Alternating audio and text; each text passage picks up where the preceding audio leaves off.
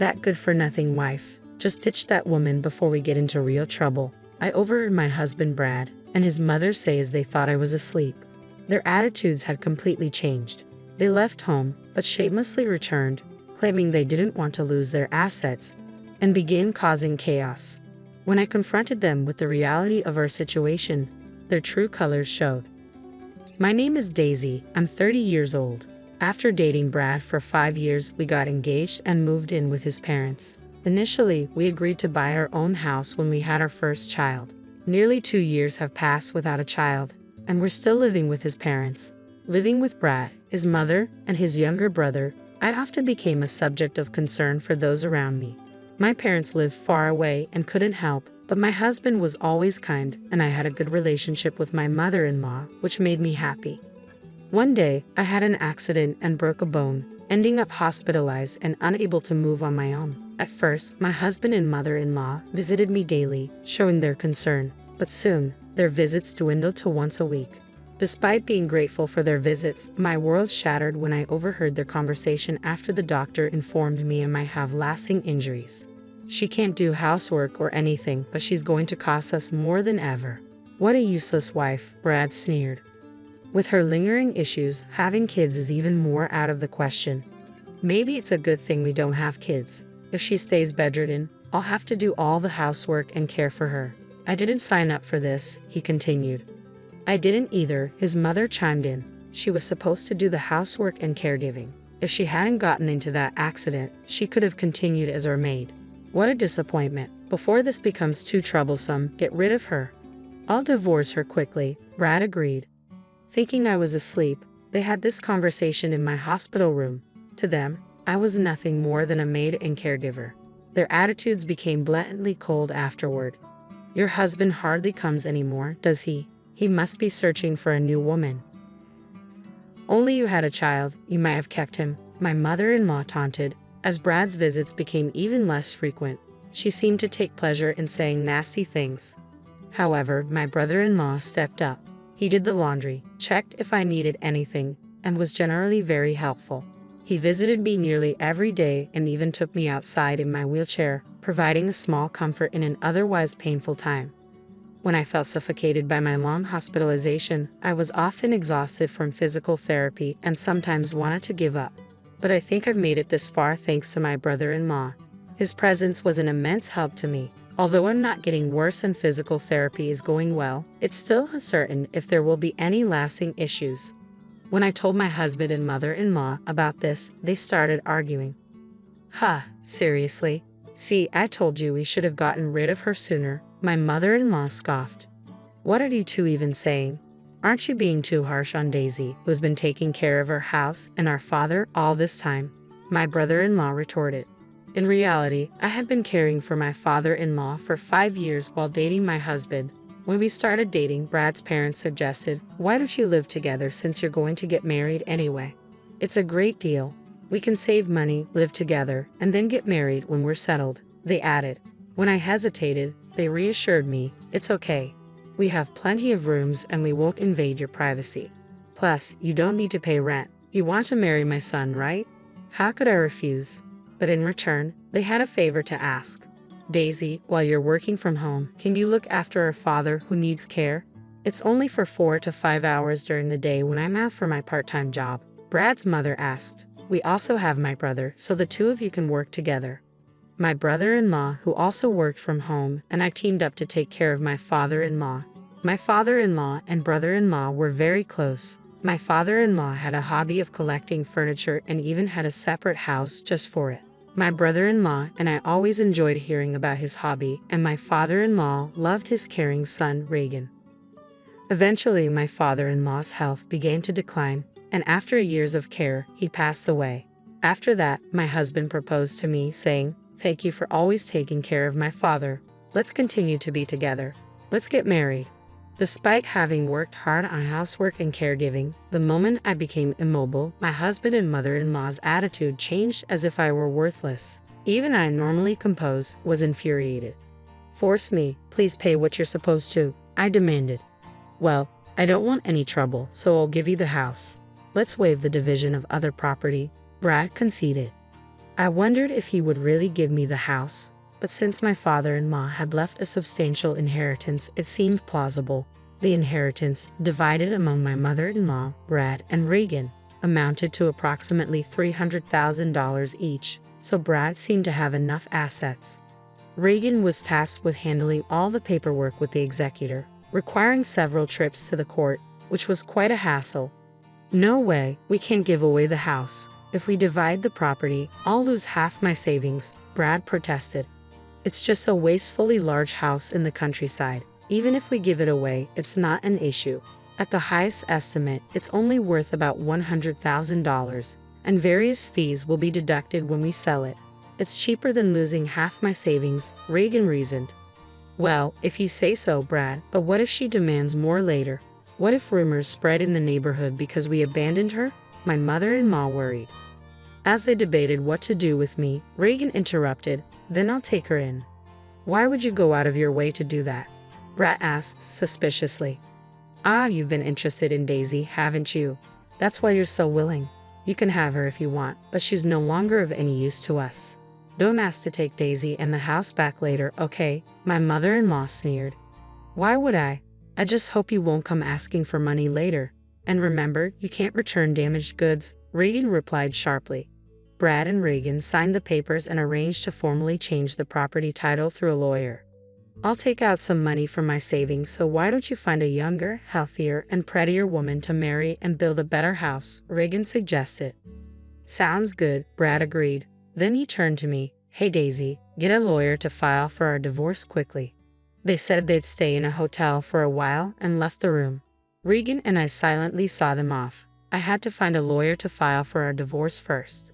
With Reagan's help, I filed for the divorce, and in a few days, Brad and I became complete strangers. A week later, Brad and my mother-in-law packed their belongings and left the house. It was strange that Reagan, Brad's brother, continued to visit me. "Now that I've divorced your brother, there's no need for you to worry about your former sister-in-law," I told him. He responded, "I'm doing this because I wanted to let you know that I didn't get along with you just because you were my brother's wife. We both provided care and did housework together. We've talked a lot more in these 7 years than you ever did with my brother. We're friends, aren't we?" Reagan said with a gentle smile. All I could do was express my thanks and gratitude. A month later, I was discharged from the hospital. Although I had to visit for physical therapy, I felt relieved to be home after such a long time. "Do you think those two will ever come back? I'm worried they might return and make me work again," I confided. "If they come back, I'll drive them away. I can't forgive them for treating you so horribly. Plus, they have no right to return to this house," Reagan reassured me. I was still unable to move as before, so Reagan took care of most of the household chores. Fortunately, as I had been working from home as a freelancer, I was able to return to work and contribute financially. Thanks to the bi-weekly physical therapy, I recovered smoothly without any complications. A year later, I was able to live as before, and Reagan and I collaborated on the housework. We spent more time together, syncing our days off to go on trips. Just when I thought our peaceful days would continue, a storm suddenly came. One night, while Reagan and I were eating dinner, there was a knock on the door and the intercom rang repeatedly. Nervously, I answered, and the person on the monitor was Brad. "Hey, open up," he demanded, thinking this noise might disturb the neighbors. I opened the front door, and Brad entered the house without hesitation. "What do you want?" I asked, irritated by his sudden appearance. "Why do I have to put up with such an attitude just for coming home? This isn't your home anymore. State your business and leave quickly," I demanded. "What are you talking about? I'll be living here again from today." "Oh, I'm hungry. Hey Daisy, give me some food," Brad demanded, expecting me to serve him. "Hey, cut it out. Why are you here?" I asked, growing increasingly frustrated. "Well, I've spent almost all my money, and my mom will be here soon too, so leave the door unlocked," he said casually. As I remained silent, he remarked, "Oh, you're all healed up, huh? That's great. Let's get back together. You must have had a hard time without me." His audacity made me feel sick. "Stop it. I divorced you. I don't care about you anymore," I snapped. "Don't get cocky. You've been living on my money all this time, and you can't do anything but housework. Just shut up and do as I say," Brad shouted, his voice dripping with entitlement. Just then, the door opened, and his mother arrived. "You left the door unlocked." That's careless. Oh, what's going on? She asked, noticing the tension. She's been getting cheeky, so I was giving her a bit of education. She's grown thick-skinned in the year we've been away, Brad explained casually, as if it were a normal occurrence. Once again, Brad and his mother began to make themselves at home as if it were the most natural thing in the world. Enough is enough. This isn't your home. I'm calling the police, I declared, fed up with their intrusion. Oh yeah, about that. This house was originally in your father's name, right? So that means that the heir, including my mother, makes our agreement null and void, doesn't it? Brad shouted, making an unreasonable claim. You promised to give me the house. If you're nullifying that, then everything about the division of property should be nullified as well. Give me half the savings, he demanded. Sure, but I don't have it anymore. Didn't I tell you earlier? I've squandered it all. I quit my job, spent it all on booze, fun, investments, you name it. I also have some debts with consumer finance, about $20,000, Brad confessed, shocking me with his recklessness. I guess, can you pay for me? Brad asked, catching me off guard. Initially, I thought he was lying, but his mother confirmed it. I can't lend you that much money, I replied, taken aback. I'm not asking you to lend it. I'm telling you to pay it, Brad demanded. I'm not giving you any money. I'm calling the police, I declared, feeling a surge of anger. As Reagan dialed the police to report the situation, Brad's demeanor shifted. You've become quite daring in the past year. You're just showing off because Daisy's here, he sneered. Brad began to wreak havoc in the house, breaking precious furniture that had been my father-in-law's keepsake. His mother joined in, destroying furniture and laughing as she did so. It's my father's and aunt's, I pleaded, horrified by their rampage. About 10 minutes later, when the police arrived, I explained the situation to them. This is quite a mess. Let's hear your side of the story, the officer said. What's wrong with me breaking things in my own house? Brad retorted. That's right, we're just crushing things we don't need. What's the problem? His mother added. When the police seemed unsure how to respond, Reagan stepped in. This house has never belonged to these two. It's under Daisy's name. Huh? What kind of nonsense are you talking about? Brad exclaimed. Actually, before he passed away, our father-in-law left a will through a lawyer. Of course, you wouldn't know. You handed over what you were told and left the rest to Reagan. So this house was yours from the beginning, Reagan explained. As the truth sunk in, Brad and his mother stood dumbfounded. So, this isn't your property then, the officer clarified. Oh, hold on, but I'm her ex-husband. We're like family, so she'll forgive me, right? Brad attempted to reason. Don't make me laugh. You're a stranger once you're an ex. I don't even know that you were in contact with another woman before our divorce was finalized and who treated me like a maid if not you, I countered firmly. No, that's not what happened. I was just going along with what my mom said. She ordered me to do all this, Brad. What are you saying? Your failed business, your failed relationships with young girls, your gambling debts, aren't these all you're doing? His mother confessed, exposing his deceit. According to his mother, Brad had been trying to marry a young woman after our divorce, a revelation that left me stunned. He also quit his job to start his own business, but it failed in just a month. Even with money, Brad was rejected by the unemployed man and became reckless, going around playing and gambling, saying that he had money and could afford it. He had said that he had almost no money left, and it seemed that it was indeed merely zero. You brought this upon yourself. All this is Brad's fault, so at least forgive me. They both desperately pleaded, trying to shift the blame and groveling. This was truly ridiculous. No, I won't forgive either of you. And this isn't something from the past, is it? You were treating me like a servant until a moment ago, right? I retorted firmly. Not leaving when I asked you to leave is illegal. And since the furniture collected by my late father-in-law is now mine, you'll need to compensate me for that, I demanded. But all right, we will compensate you. Just please don't get the police involved. You wouldn't want me to go to jail, would you? Brad pleaded desperately.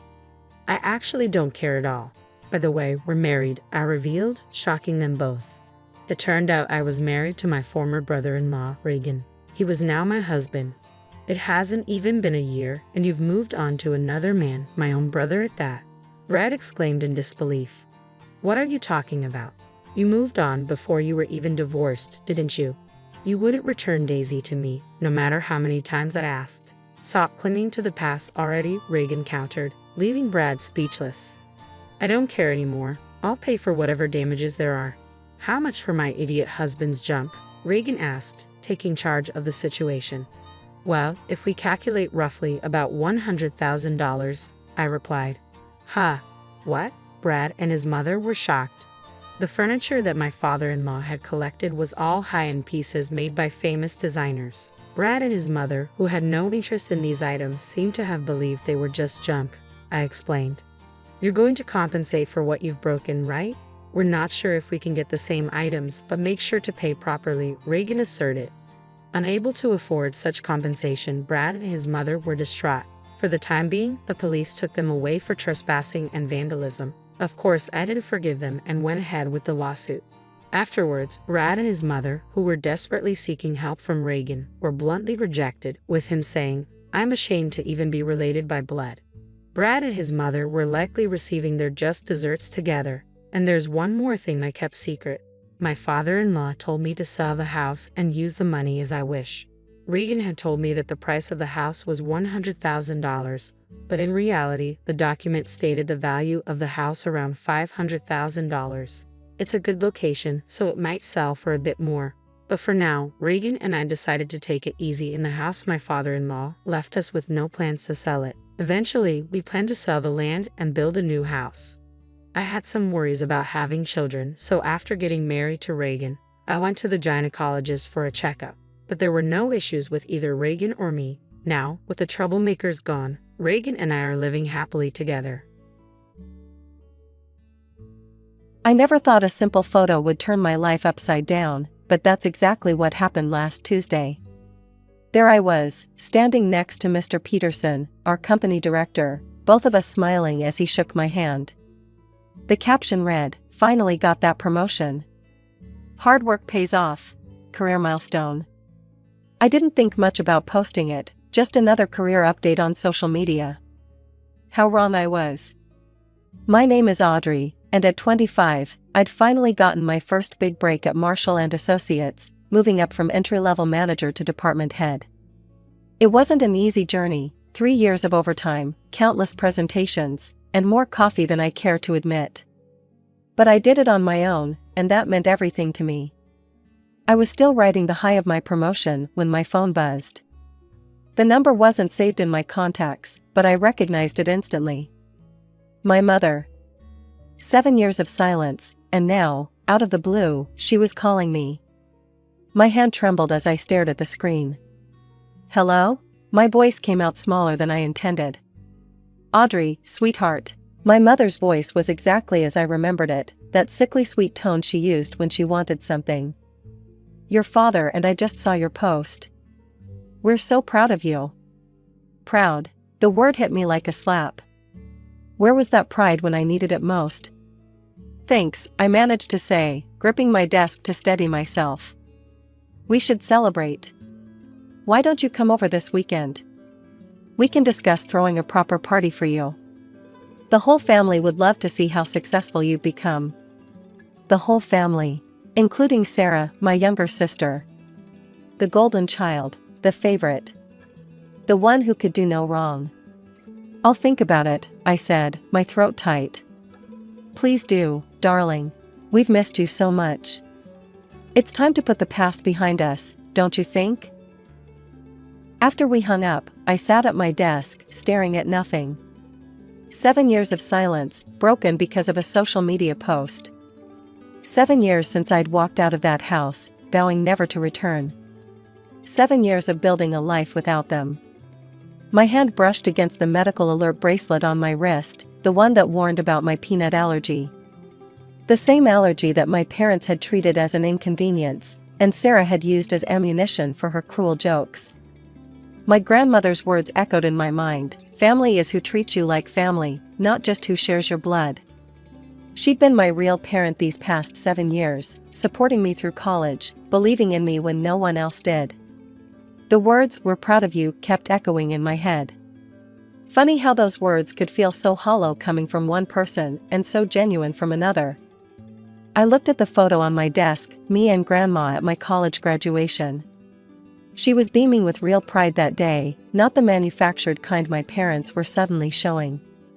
The phone call from Mom had ripped open old wounds, and now the past came rushing back like a flood. Sarah was 3 years younger than me, but from the moment she was born, she became the center of our family's universe. While I got practical clothes from discount stores, Sarah had designer outfits. My parents would document her every move with expensive cameras, while my school achievements gathered dust in drawers. I remember my 10th birthday clearly. I'd been hoping for the art set I'd been eyeing for months, nothing fancy, just a basic kit with colored pencils and a sketchbook. Instead, I got a pack of number 2 pencils, because they're what you need for school anyway. That same year, for Sarah's 7th birthday, our parents transformed the entire backyard into a Disney Princess Wonderland, complete with a hired Cinderella. Sarah's just more artistic, Mom would say when relatives questioned the disparity. She needs proper tools to develop her talent. You have to understand, my Aunt Jessica once said to my parents during a family dinner, children should be loved equally. This isn't right. I can still see Mom's dismissive wave. Oh, Jessica, you don't have children. You don't understand. Our girls are just different. Sarah has real potential. The worst part wasn't even the material things, it was the constant emotional undermining. Like the time I won first place in the state math competition. Instead of congratulations, Mom said, "That's nice, dear, but did you see Sarah's painting got displayed in the school hallway?" My grandmother saw through it all. "This isn't right, Margaret," she'd tell my mother. "You're raising one child to be entitled and the other to feel worthless." "Mom, please," my mother would respond with an eye roll. "Sarah is gifted. Audrey is, well, Audrey is ordinary. We're just being realistic about their capabilities." Sarah learned quickly how to exploit her position. She'd break something and blame me, knowing our parents would believe her without question. She'd accidentally spill juice on my homework, then cry when I got upset, making me look like the bad guy. Once, she even told her friends they couldn't play with me because I was the boring sister. The day I got accepted into the advanced mathematics program at school, Sarah had a minor role in a school play. Guess which event my parents attended? I sat alone in the math classroom during the awards ceremony, watching other parents beam with pride at their children. My certificate was signed by my teacher and the principal, but my parents never even saw it. "Your sister needs us more," Dad would say whenever I tried to express my feelings. "She has real talents to nurture. You're more independent." Independent wasn't a compliment, it was their way of justifying their negligence. Even our relatives could see it.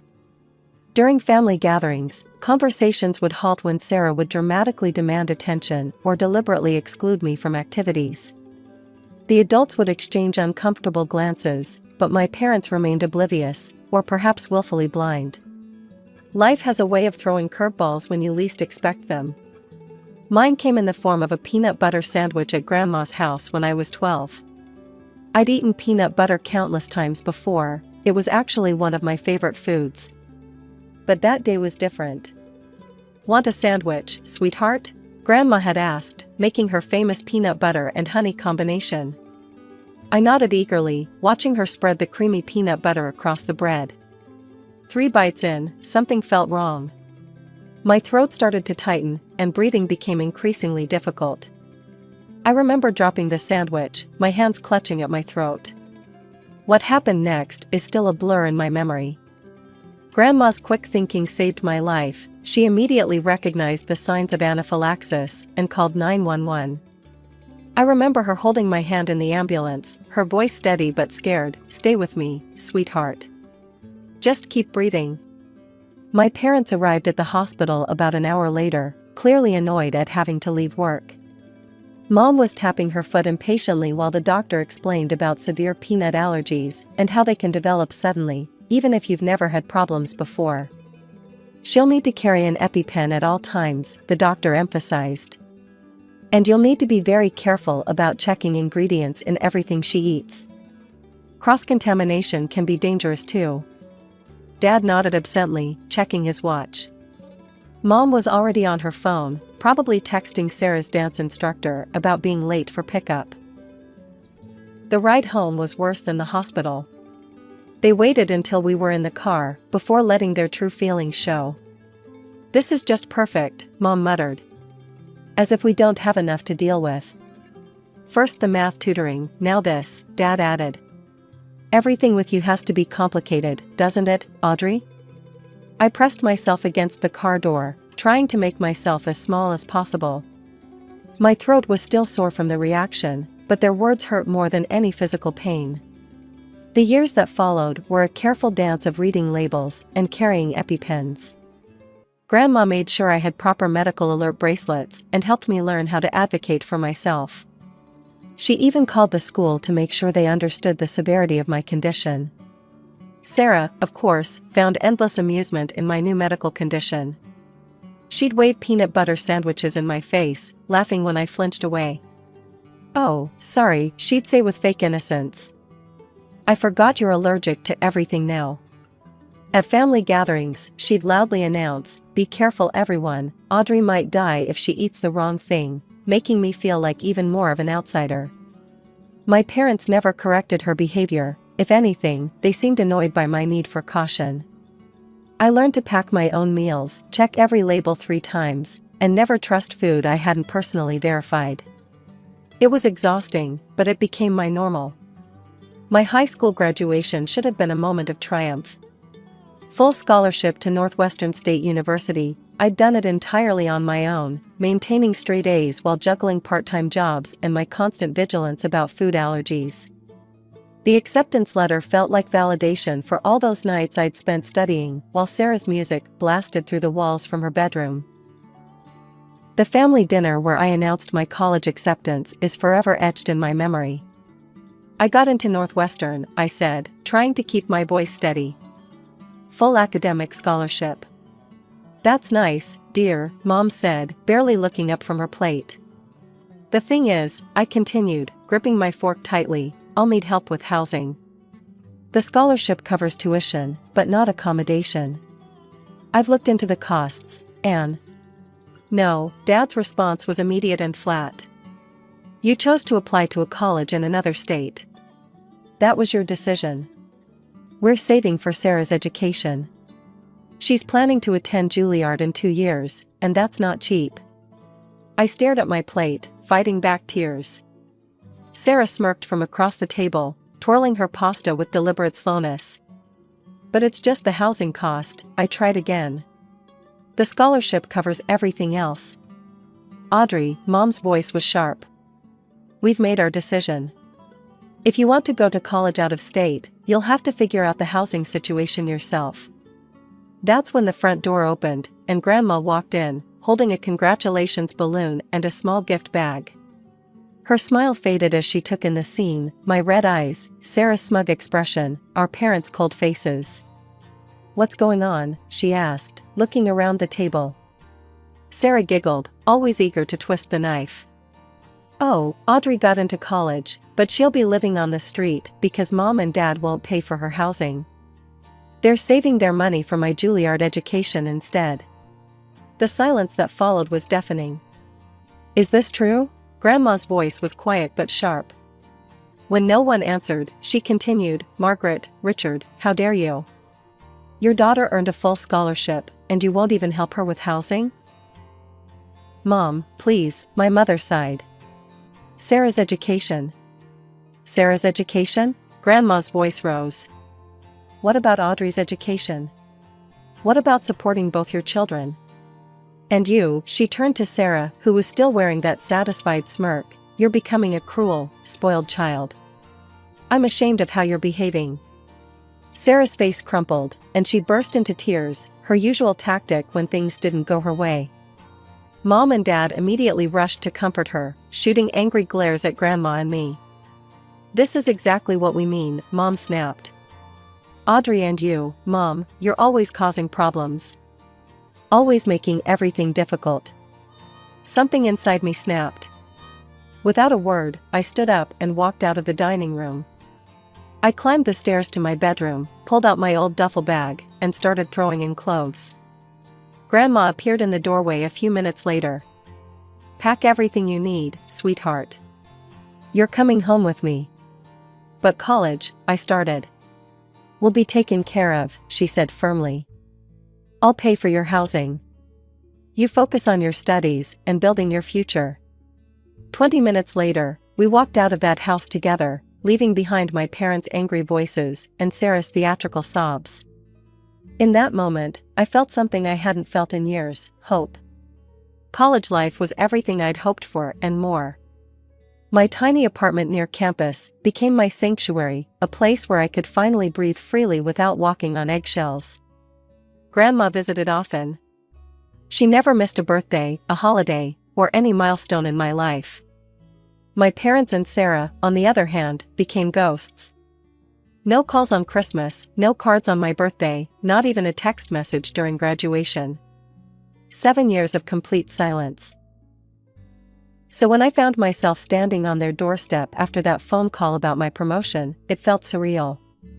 The house hadn't changed: same cream-colored walls, same manicured lawn, same brass knocker that I used to have to stretch to reach. Mom opened the door with an enthusiastic "Audrey" that seemed rehearsed.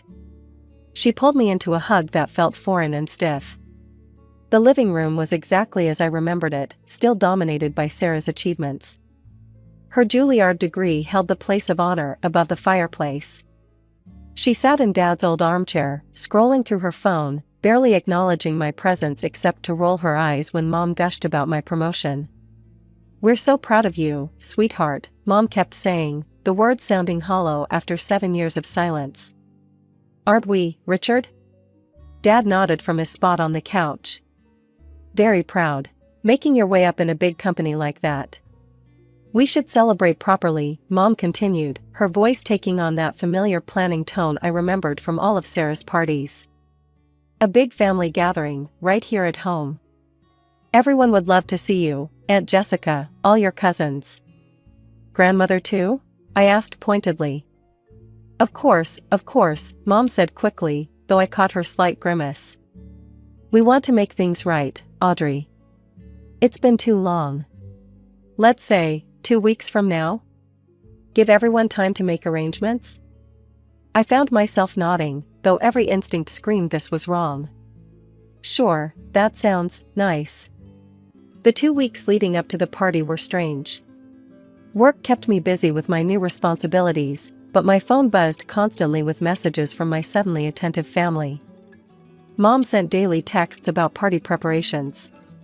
Sarah, who hadn't acknowledged my existence for 7 years, suddenly sent me a friend request on social media with a message that read, "Time to put the past behind us, sis." Grandma was ecstatic about the reconciliation. "This is all I've ever wanted," she told me over our weekly dinner. "For my family to be whole again." The day of the party arrived warm and sunny. I pulled up to my parents' house to find cars already lining the street. Inside, the house buzzed with activity. Aunt Jessica's daughter, Emma, darted around with her phone, recording everything like a tiny documentary filmmaker. The smell of catering filled the air, all nut-free, I noticed with surprise. "Audrey," Grandma enveloped me in a warm hug. "You look beautiful, sweetheart." Aunt Jessica hugged me next. "So proud of you, kiddo. Department head at your age, that's incredible." Sarah stood by the stairs in a designer dress that probably cost more than my monthly rent, greeting guests with her practiced pageant smile. Our parents fluttered around, playing the perfect hosts, as if the last 7 years had never happened. When everyone was seated at the elaborately decorated dining table, Mom clinked her glass for attention.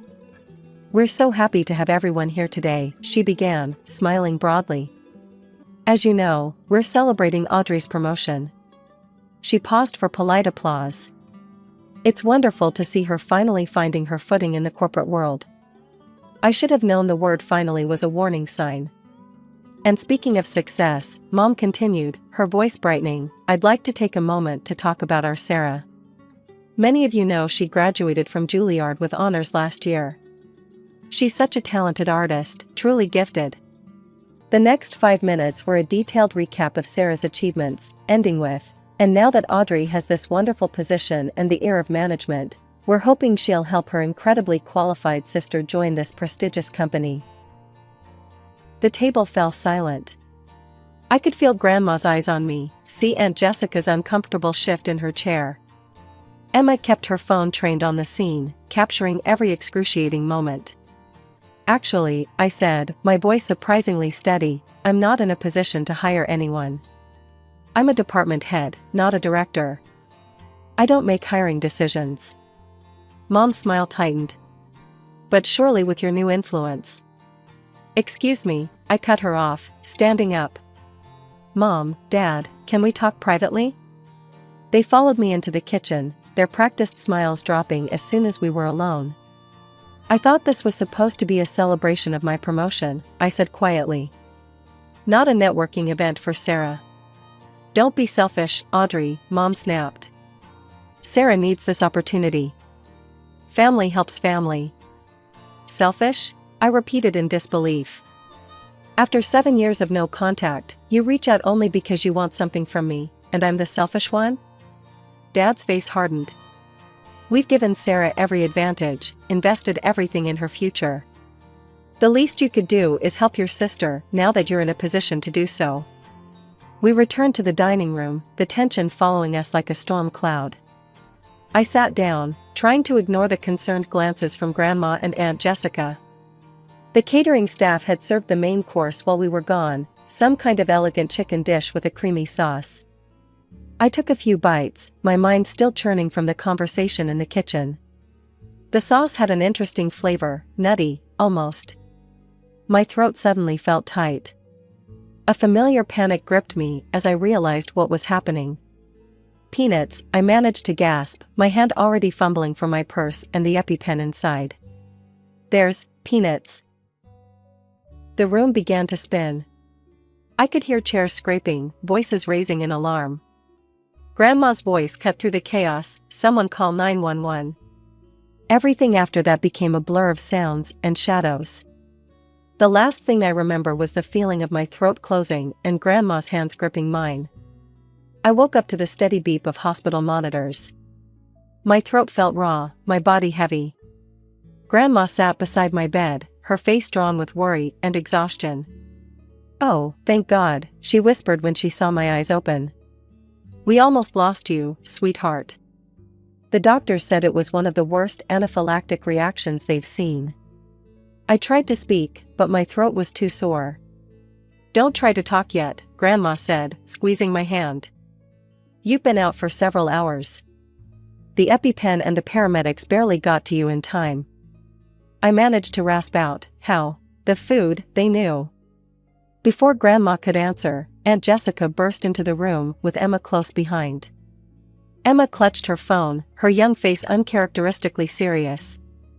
"Audrey," Aunt Jessica's voice shook with anger. "There's something you need to see." "Emma, show her." Emma stepped forward, her hands trembling as she held out her phone. "I was recording everything at the party," she said quietly. "I got this when you were in the kitchen with your parents." The video showed the dining room from an angle near the dessert table. I could see myself leaving for the kitchen with my parents. Then, clear as day, Sarah stood up and walked to my place setting. She reached into her designer purse, pulled out a small jar, and quickly stirred something into my food. The smirk on her face was unmistakable. "That's peanut butter," Aunt Jessica said, her voice hard. "Your sister deliberately put peanut butter in your food, knowing full well about your allergy." I stared at the phone screen, watching the scene play out again. Sarah, my own sister, had tried to. "She could have killed you," Grandma's voice broke. She knew exactly what she was doing. The four of us sat in stunned silence, watching the damning evidence again and again. The casual way she'd done it, the slight smile on her face as she stirred the peanut butter into my food, it was calculated, deliberate. I left the hospital against medical advice, driven by a mix of rage and disbelief. The video on Emma's phone felt heavy in my pocket, she'd sent it to me before I left. When I pulled up to my parents' house, my hands were shaking on the steering wheel. They were all in the living room, Mom, Dad, and Sarah. acting as if nothing had happened, as if I hadn't nearly died at their dinner table hours earlier. "What are you doing here?" Sarah asked, barely looking up from her phone. "Shouldn't you be in the hospital, being dramatic?" "I know what you did," I said, my voice surprisingly calm. "I know you put peanut butter in my food." Sarah's head snapped up, her face a mask of outrage. Mom jumped to her feet. "How dare you accuse your sister?" she spat. "Haven't you caused enough problems?" I pulled out my phone, pulled up the video, and pressed play. The room fell silent except for the damning evidence playing on the screen. Sarah, methodically stirring peanut butter into my food, that self-satisfied smirk on her face. The color drained from Sarah's face. Then, incredibly, she laughed. "Oh come on, it was just a prank. You're always so serious about everything." "A prank?" My voice shook. "I could have died. Do you understand that? The doctors said I barely made it." "Oh, please," Mom waved her hand dismissively. "You're being melodramatic. Sarah was just having a bit of fun." "Fun?" I stared at them in disbelief. I had anaphylactic shock. My heart nearly stopped. "Listen carefully," Dad's voice turned cold. "If you even think about taking this to the police, you're no longer our daughter. We'll disinherit you completely." In that moment, everything became crystal clear. These people weren't my family. They never had been. I walked out without another word, got in my car, and drove home. My hands were steady now. I knew exactly what I needed to do. Sitting at my computer, I uploaded the video to my social media. Below it, I wrote, "Today I learned what family truly means. And these people are not it." My own sister deliberately poisoned me with peanuts, knowing about my severe allergy. My parents called it a prank. This is the last time I will ever call them family. The response was immediate and explosive. Relatives I hadn't heard from in years commented in shock and outrage. Aunt Jessica shared the video, adding her own scathing commentary. Friends and colleagues expressed horror and support. My parents and Sarah fought back in the comments, calling me an attention seeker, claiming it was all a misunderstanding. But the video spoke for itself. The next morning, I walked into the police station and filed a formal report. That afternoon, my parents' lawyer delivered a formal document. They were officially disowning me and removing me from their will. Sarah posted a tearful video about how I was destroying the family with my lies. But I wasn't alone. Grandma called me that evening. "I've spoken to my lawyer," she said firmly. "I'm cutting them off completely. You're my only heir now, Audrey. You've always been more my daughter than Margaret's anyway." I sat on my couch that night, reading the flood of messages, support from real family members, from friends, from colleagues. My phone buzzed with a text from Emma, "You're still my favorite cousin. Mom says you can come over for dinner anytime." 7 years ago, I'd walked away from a toxic family. This time, I was running toward a real one. Sometimes the family you're born into isn't the family you're meant to have. Sometimes you have to build your own. The earliest memory I have of my mother is the scent of her lavender perfume. I was 4 years old when she died, but that fragrance still haunts me, especially on quiet nights when I'm alone in my room, trying to piece together the fragments of our brief time together. My name is Chloe, and this is the story of how I lost 2 families and found myself. I don't remember much from the weeks after Mom died. Most of my time was spent at my grandparents' house, a cozy 2-story home that would later play a crucial role in my life. Grandma Martha and Grandpa Joe tried their best to shield me from the pain, keeping me occupied with cookies and stories while Dad handled the funeral arrangements. 1 year passed in a blur of transitions between Dad's house and my grandparents'. I didn't realize it then, but looking back, I can see how Dad was gradually pulling away, spending less time with me and more time elsewhere. I'd hear snippets of adult worry, words like too soon and moving on, but I was too young to understand their significance. I was 5 when Dad brought home the news that would change everything. I remember sitting on our worn living room couch, my small legs barely reaching the edge, when he walked in with a woman I'd seen a few times before. She had long brown hair and a kind smile that didn't quite reach her eyes. "Chloe, honey," Dad said, his voice carrying a forced cheerfulness that even my young mind detected, "this is Linda. We got married last weekend, and she's going to be your new mom." I stared at Linda's stomach, which showed a noticeable bump under her flowered dress.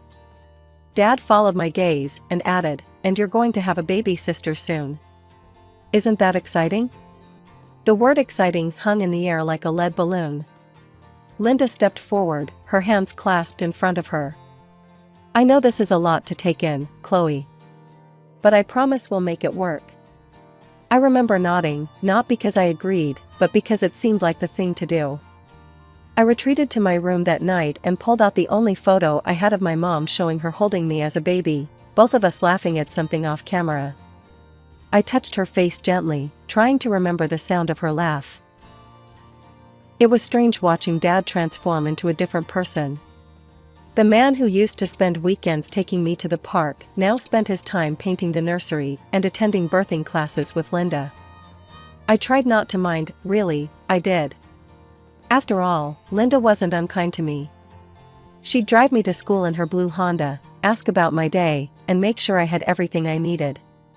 But there was always something temporary about her attention, like she was babysitting rather than parenting. I'd catch her absent-mindedly rubbing her growing belly while I told her about my day at school, her eyes glazed with thoughts of her own baby. "Linda, can we get ice cream?" I asked one afternoon after school. "Not today, sweetie. I need to rest, the baby's been kicking all day," she replied, heading straight for the couch. It became a common response, "Not today, maybe later, another time." Then Emma arrived. I remember the day Dad brought them home from the hospital. He was carrying this tiny bundle wrapped in a pink blanket, his face glowing with a pride I'd never seen before, not even in the photos of him holding me as a baby. "Chloe, meet your baby sister, Emma," he announced, his voice soft with wonder. I stood on my tiptoes to peek at the red-faced infant. "Hi, Emma," I whispered, trying to sound like the responsible big sister I was supposed to be. That's when everything changed. Suddenly, there were new rules in the house, all revolving around Emma. "Chloe, please don't run in the house, Emma's sleeping." "Chloe, can you help fold these clothes while I feed Emma?" "Not so loud, honey. You'll upset your sister." I became a shadow in my own home, tiptoeing around, trying to make myself smaller, quieter, less noticeable. My responsibilities grew while my privileges shrank. I learned to clean bottles, fold tiny clothes, and tidy up toys that weren't mine. One day, I came home from school to find Dad and Linda cooing over Emma, who was playing with a brand new tablet designed for babies. "Look how smart she is," Linda exclaimed as Emma randomly hit the screen. "She's going to be a genius." I glanced down at my worn-out sneakers, remembering how Dad had said we couldn't afford new ones this month. But here was Emma, barely able to walk, with the latest educational gadgets scattered around her. The pattern continued. Emma got designer clothes from the mall, while I got hand-me-downs from our cousins. She had a room full of the latest toys while I still treasured the stuffed bear my mom had given me, now missing an eye and patched in several places. It wasn't that they were cruel. They remembered to feed me, clothe me, send me to school. But it was always an afterthought, like checking off a box on a to-do list. The only time they seemed to really notice me was when Grandma and Grandpa visited. "Chloe needs new clothes," Grandma would point out, and suddenly Dad would remember to take me shopping. "Don't you think Chloe might like that new book series all the kids are reading?" Grandpa would suggest, and magically, the books would appear. I tried to be understanding. I really did. I kept my room clean, did my homework without being asked, and helped with Emma whenever they needed me. I thought if I was good enough, quiet enough, helpful enough, they'd remember I was their daughter too. When Emma started walking and talking, I thought things would get better. I imagined us becoming best friends, sharing secrets, and playing together like the sisters I saw on TV. I even decorated half of my room with welcome signs the day she was old enough to string full sentences together. Want to play dolls with me, Emma? I asked hopefully one afternoon. She looked at me with those calculating eyes that seemed too old for her 4-year-old face. No, I want your dollhouse. But that's mine. Grandma gave it to me for Christmas, I protested. Emma's response was to march straight to Dad and Linda, her face scrunching up in that familiar way that meant trouble for me. Daddy, Chloe won't share her toys with me, she wailed, tears appearing on command. Chloe, Dad's voice boomed from the kitchen. Stop being selfish and let your sister play with your toys. That was just the beginning. Soon, Emma figured out she could take anything of mine she wanted. My art supplies, my books, even my clothes, nothing was off limits. When I tried to get them back, it always ended the same way. Mom, Chloe's being mean again. John, tell your daughter to stop bothering Emma. But the toy snatching was just the warm-up. Emma developed a talent for setting traps that would get me in trouble. Like the time she deliberately spilled juice on her new dress and told our parents I'd pushed her. Or when she broke her tablet and claimed I'd done it out of jealousy. Each time, I'd try to defend myself. That's not what happened. She's lying. And each time, Dad would shake his head disapprovingly. Stop trying to get attention, Chloe. Go to your room. My only refuge was at my grandparents' house. They saw through Emma's act and weren't afraid to say so. John, Grandpa would say to Dad during Sunday dinners, his voice firm but tired, you need to treat your daughters equally. We do treat them equally, Linda would snap back. But Chloe is just difficult. Always causing problems, always fighting with Emma. While Emma is such a sweet, well-behaved child. I'd sit there, pushing food around my plate, as Grandma's voice would rise. Open your eyes. That sweet child of yours is manipulating everyone in this house.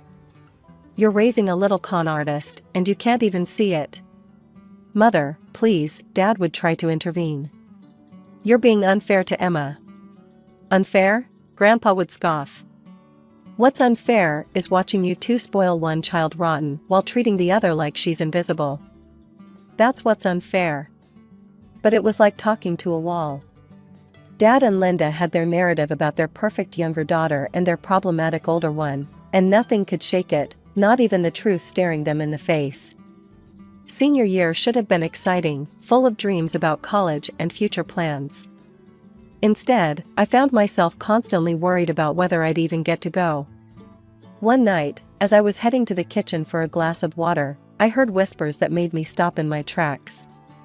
John, it doesn't make sense, Linda's voice was hushed but intense. The tuition money for Chloe, we could use it for Emma instead. Get her into that private high school she wants, and later, a better college. My heart stopped. They were talking about my college fund, the money Mom and Dad had started saving before I was even born. I can't, Dad replied, his voice weak. I promised Sarah. I promised her I'd make sure Chloe got an education. Sarah's been dead for 14 years. Linda's whisper turned sharp. You can't let promises to a dead woman control our lives forever. Emma deserves the best education we can give her. There was a long pause before Dad spoke again. My parents would disinherit me if I did that. You know how they are about Chloe. My legs felt weak. So that was it. The only reason Dad was keeping his promise to Mom was fear of losing his inheritance. Not love for me, not respect for Mom's memory, just money. Fine, Linda spat. But I think it's ridiculous we're spending so much on her when Emma could use it better. I slipped back to my room without the water, my throat too tight to swallow anyway. Graduation came and went. I got accepted to the local college's graphic design program, which meant I could live at home and save money. Grandma and Grandpa surprised me with a top-of-the-line laptop at my graduation party. This is for all those A's you earned, sweetheart, Grandpa said, hugging me tight. You'll need it for your design work. I was over the moon. Finally, I had professional-grade equipment for my studies. But my excitement was tempered by transportation concerns. The campus was across town, and I hoped Dad might let me use his old Honda now that he had a new car. "Dad?" I approached him one evening. "About getting to college." "We can't afford another car, Chloe," he cut me off before I could finish. "The tuition payments are already stretching us thin. You'll have to take the bus." I nodded, swallowing my disappointment. But just 2 days later, I overheard them in the living room. "I think the red Mercedes would be perfect for Emma's Sweet 16, Linda was saying. "She'll be learning to drive soon, and it's such a safe car for a new driver." "Isn't it a bit expensive?" Dad asked, but I could hear the smile in his voice.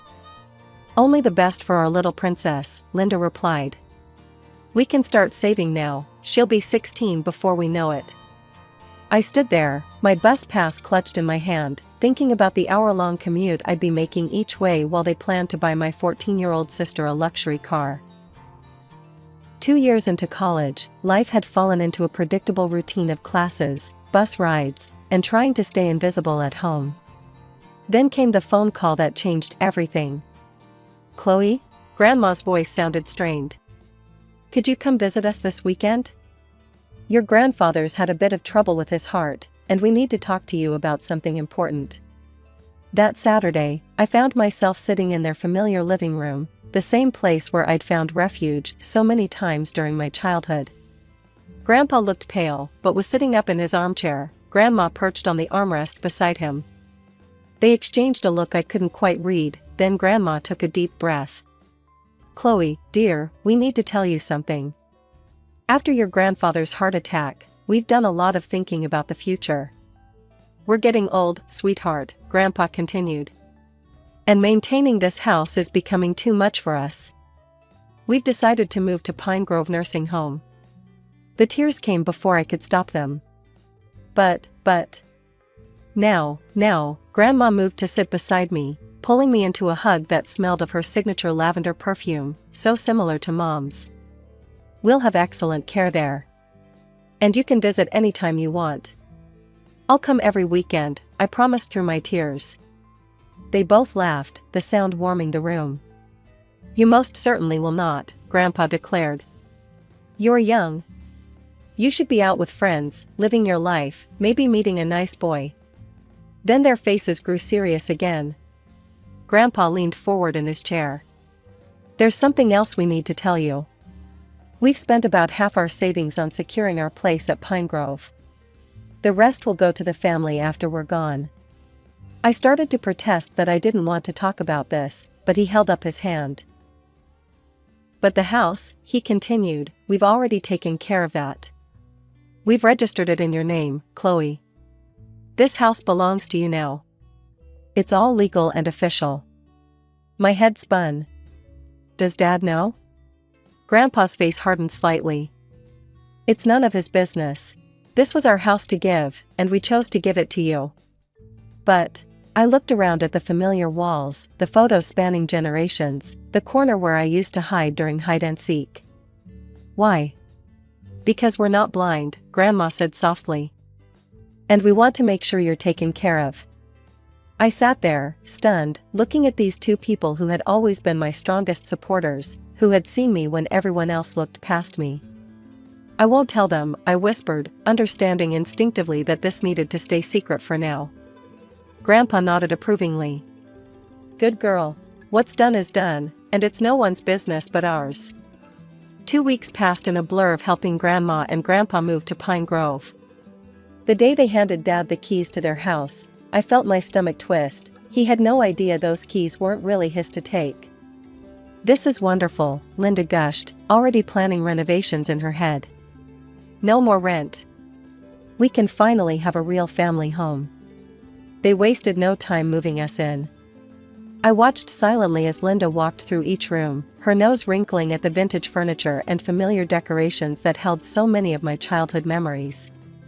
"This place needs a complete overhaul," she declared, running a finger along Grandma's antique sideboard. "And a deep clean. For now, the girls can share the blue room upstairs, it's the only one properly habitable." My heart sank. Share a room with Emma? At 16, she'd become even more impossible than before. As if on cue, Emma's shrill voice filled the house. "I am not sharing a room with her," she screamed, stamping her foot on Grandma's hardwood floors. "This isn't fair. I deserve the master bedroom. Why should I be stuck with her? Make her sleep in the closet or the basement or whatever. I don't care." I stood there, clutching a box of my belongings, as Emma's tantrum escalated. The familiar headache that came with her screaming started to pulse behind my eyes. I hate this. I hate this house. I hate having to share anything with her. I'd learned long ago that there was no point in arguing. Without a word, I carried my box upstairs to the blue room, the same room where I used to sleep during weekend visits with Grandma and Grandpa. I set my laptop on the old desk by the window, placed a few books beside it, and left for my afternoon classes. The whole bus ride to campus, I tried to focus on my upcoming design project, but Emma's words kept echoing in my head. She'd gotten worse over the years, if that was possible. More entitled, more cruel, more calculating. When I returned that evening, the house was quiet. Dad and Linda's voices drifted up from the kitchen, but there was no sign of Emma. I climbed the stairs to our shared room, my footsteps silent on the carpet runner Grandma had installed years ago. The moment I opened the door, my world stopped. My laptop, my beautiful graduation gift from Grandma and Grandpa, my lifeline for my design work, lay shattered on the floor. The screen was cracked beyond repair, the case bent and broken. Emma sat on her bed, a satisfied smirk playing on her lips as she watched my face crumple. "What did you do?" My voice came out as a whisper, then rose to a shout. "What did you do?" "Oops," she said, examining her perfectly manicured nails. "Accidents happen. But go ahead, try telling them. We both know who they'll believe." She leaned forward, her voice dropping to a whisper. "I did it on purpose, and there's nothing you can do about it." Something inside me snapped. All the years of being pushed aside, ignored, gaslight, it all came rushing up like a tidal wave. Before I knew what I was doing, I lunged at Emma, my vision blurred with tears of rage. "You spoiled, entitled little brat," I screamed, grabbing her shoulders. She shrieked, not her usual calculated cry for attention, but a genuine sound of surprise. We tumbled onto the floor, years of pent-up frustration finally exploding.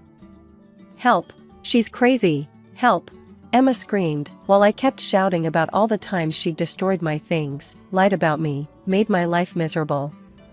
Dad and Linda burst into the room, Dad pulling me off Emma, while Linda rushed to cradle her precious daughter. "Look!" I pointed at my shattered laptop, my voice breaking. "Look what she did. Grandma and Grandpa's graduation gift, she destroyed it on purpose." She admitted it. Emma's face transformed instantly, tears streaming down her cheeks as she clutched Linda. "It was an accident. I just bumped into the desk, I didn't mean to." And then she attacked me like a wild animal. "You evil, horrible girl." Linda shrieked at me, her face contorted with rage. "How dare you attack my daughter? John, I want her out of this house. Now. She's dangerous." I turned to Dad, desperately hoping he'd finally see through Emma's act. But his face was hard, closed off. "Pack your things," he said coldly. "And get out." The words hit me like physical blows. "Why?" I whispered, then found my voice. "Why do you always choose them? What happened to the dad who used to love me? Who promised Mom he'd take care of me?" His face reddened with anger. "Don't you dare bring your mother into this. You want to know the truth? You've been nothing but a burden since she died. A constant reminder of a past I wanted to forget. Linda and Emma are my real family now. You're just excess baggage we've been carrying around. You have 1 hour to leave my house." As he turned to leave, Emma's smug voice piped up. "I can finally have this room all to myself. I'm thinking pink walls, maybe a crystal chandelier." Linda joined in, already planning the renovation. "We'll get you new furniture, sweetheart. Make the space truly yours." Something shifted inside me at that moment. A lifetime of being pushed aside, of swallowing my words, of trying to be smaller, it all fell away. I stood up straighter, my voice clear and strong. Actually, this isn't your house to renovate. They all turned to stare at me. What are you talking about? Linda snapped. With steady hands, I reached into my purse and pulled out the property documents Grandpa had given me. This house belongs to me. Grandma and Grandpa transferred ownership to me before they moved to Pine Grove. If anyone's leaving, it's you three. The silence that followed was deafening. Dad snatched the papers from my hands, his face growing pale as he read. This can't be legal, Linda stuttered. John, call your father right now. Dad's hands shook as he dialed Grandpa's number, putting it on speaker. Dad, what is the meaning of this? He demanded. Grandpa's voice was calm, almost amused. I see Chloe's finally told you about the house. How could you do this to us? Dad's voice cracked. How could we do this? Grandpa's voice turned hard. How could you do what you've done to Chloe all these years? We watched you turn from a loving father into a spineless man who lets his wife and spoiled daughter walk all over him and abuse your firstborn child. Yes, we gave the house to Chloe. We knew this day would come, when you'd finally show your true colors. Dad started to respond with something angry, but Grandpa cut him off. Choose your next words very carefully, son. One more disrespectful word, and you and your precious Emma lose your inheritance too. Your choice. I looked at the three shocked faces before me, my father, Linda, and Emma. They'd gone from righteous anger to stunned silence in the span of minutes. Now Linda was backpedaling fast. Chloe, sweetie, we were just upset about the fight. We didn't really mean any of it. Of course we don't want you to leave. We were just joking. Her voice had that sickly sweet tone she used when trying to manipulate situations. I have a really bad sense of humor, I replied, my voice steady. So I'm going to take everything you said at face value. You have 1 week to find a new place and move out. I'll be staying at a hostel this week while you pack. I don't trust myself to be around any of you right now. Chloe, please, Dad started, but I cut him off. 1 week. After that, I'm changing the locks. I walked out of my grandparents' house, no, my house, that night with my head held high, even as tears streamed down my face. The hostel bed was uncomfortable, but it was better than staying under the same roof with people who'd just shown me exactly who they were. True to my word, they were out within the week. On moving day, they made one last attempt at reconciliation. We're so sorry, Dad said, standing in the doorway with the last box. We realize now how horrible we've been. Linda nodded, frantically. We never meant for things to go this far. Even Emma managed to look somewhat contrite, though she said nothing. I stood silently, watching them leave. Sometimes silence speaks louder than words. 3 months later, I sat in Grandpa and Grandma's room at Pine Grove, telling them everything that had happened since moving day. The afternoon sun streamed through the window as Grandma poured tea into delicate cups. She'd insisted on bringing her good china to the nursing home. You did the right thing, standing up for yourself, Grandpa said, but his eyes were sad. Though I hope someday you can all find a way to be family again. Grandma reached over and squeezed my hand. But only when you're ready, dear. And only if they've truly changed. I nodded, telling them about my decision to rent out the house while I finished college. The rental income helped cover my expenses, and I'd found a small apartment closer to campus. I'd even been able to replace my laptop with the first month's rent. Dad called yesterday, I said quietly, stirring my tea. They're living in some rundown apartment complex on the edge of town. He apologized again, said they're struggling.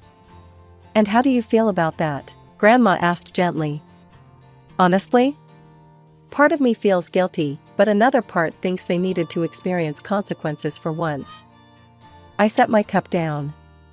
I told him I don't know if I'll ever be able to forgive them, or if I even want to try. That's fair, Grandpa said. Some wounds take a long time to heal. I'm graduating next semester with my degree in graphic design. I've already had some promising interviews with local agencies, and my portfolio is getting stronger every day. Sometimes I drive by the house and see the young family who's renting it now, their kids playing in the yard, lights glowing warmly in the windows at dusk. Maybe someday I'll move back in. Maybe someday I'll even be ready to have a relationship with Dad, Linda, and Emma again. But for now, I'm focused on building my own life, one where I don't have to make myself smaller to make room for anyone else. My name is Brittany, and I was working in the marketing department at Carson & Associates when our paths crossed. David worked in sales, just down the hall from my office. It started innocently enough. We kept running into each other in the office kitchen during lunch breaks. I'd heat up my sad microwave meals while he'd unpack his perfectly organized bento boxes. "Those look way better than my frozen dinners," I said one day, eyeing his colorful lunch spread. He grinned and pulled out an extra set of chopsticks. "Want to try?" My mom taught me how to cook, though I'm pretty sure she regrets it now. I stopped falling for her special recipes pretty quickly. That first shared lunch turned into daily lunch dates. We'd sit at the small table by the window, trading stories about our lives. I told him about growing up with my sensible parents in the suburbs, about my grandmother who'd gifted me my apartment before she passed away. He talked about his work, his hobbies, his dreams, but rarely about his family. After 3 months of lunches, he finally asked me out properly. "Dinner tonight? Somewhere that doesn't have a microwave or plastic cutlery?" I said yes, and that's how our real story began. We dated for a year, and it was wonderful. David was thoughtful, funny, and kind. When he suggested moving in together, it made perfect sense. My apartment had plenty of space, and we were spending most nights together anyway. Everything was perfect, except for one thing: I'd never met his family. He'd met mine within the first few months of dating. But whenever I brought up meeting his family, David would change the subject or make vague excuses. One night, after we'd been living together for a few months, I finally confronted him about it.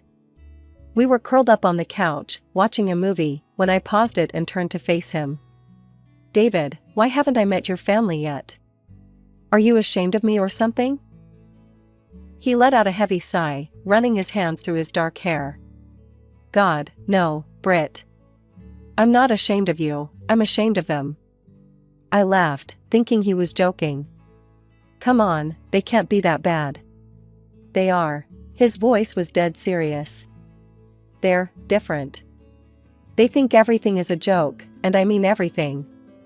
Even important moments, serious situations, they turn everything into some kind of cruel prank." I remember raising my eyebrows, still not quite believing him. "What do you mean? You want examples? Fine." He sat up straighter, his jaw tense. "When I was in high school, I had my first girlfriend over for dinner. My mom served spaghetti, but she'd replaced the noodles with rubber worms. My date screamed and threw up at the table. Everyone thought it was hilarious, except me and Sarah. She never spoke to me again." I stared at him, waiting for the punchline. But there wasn't one.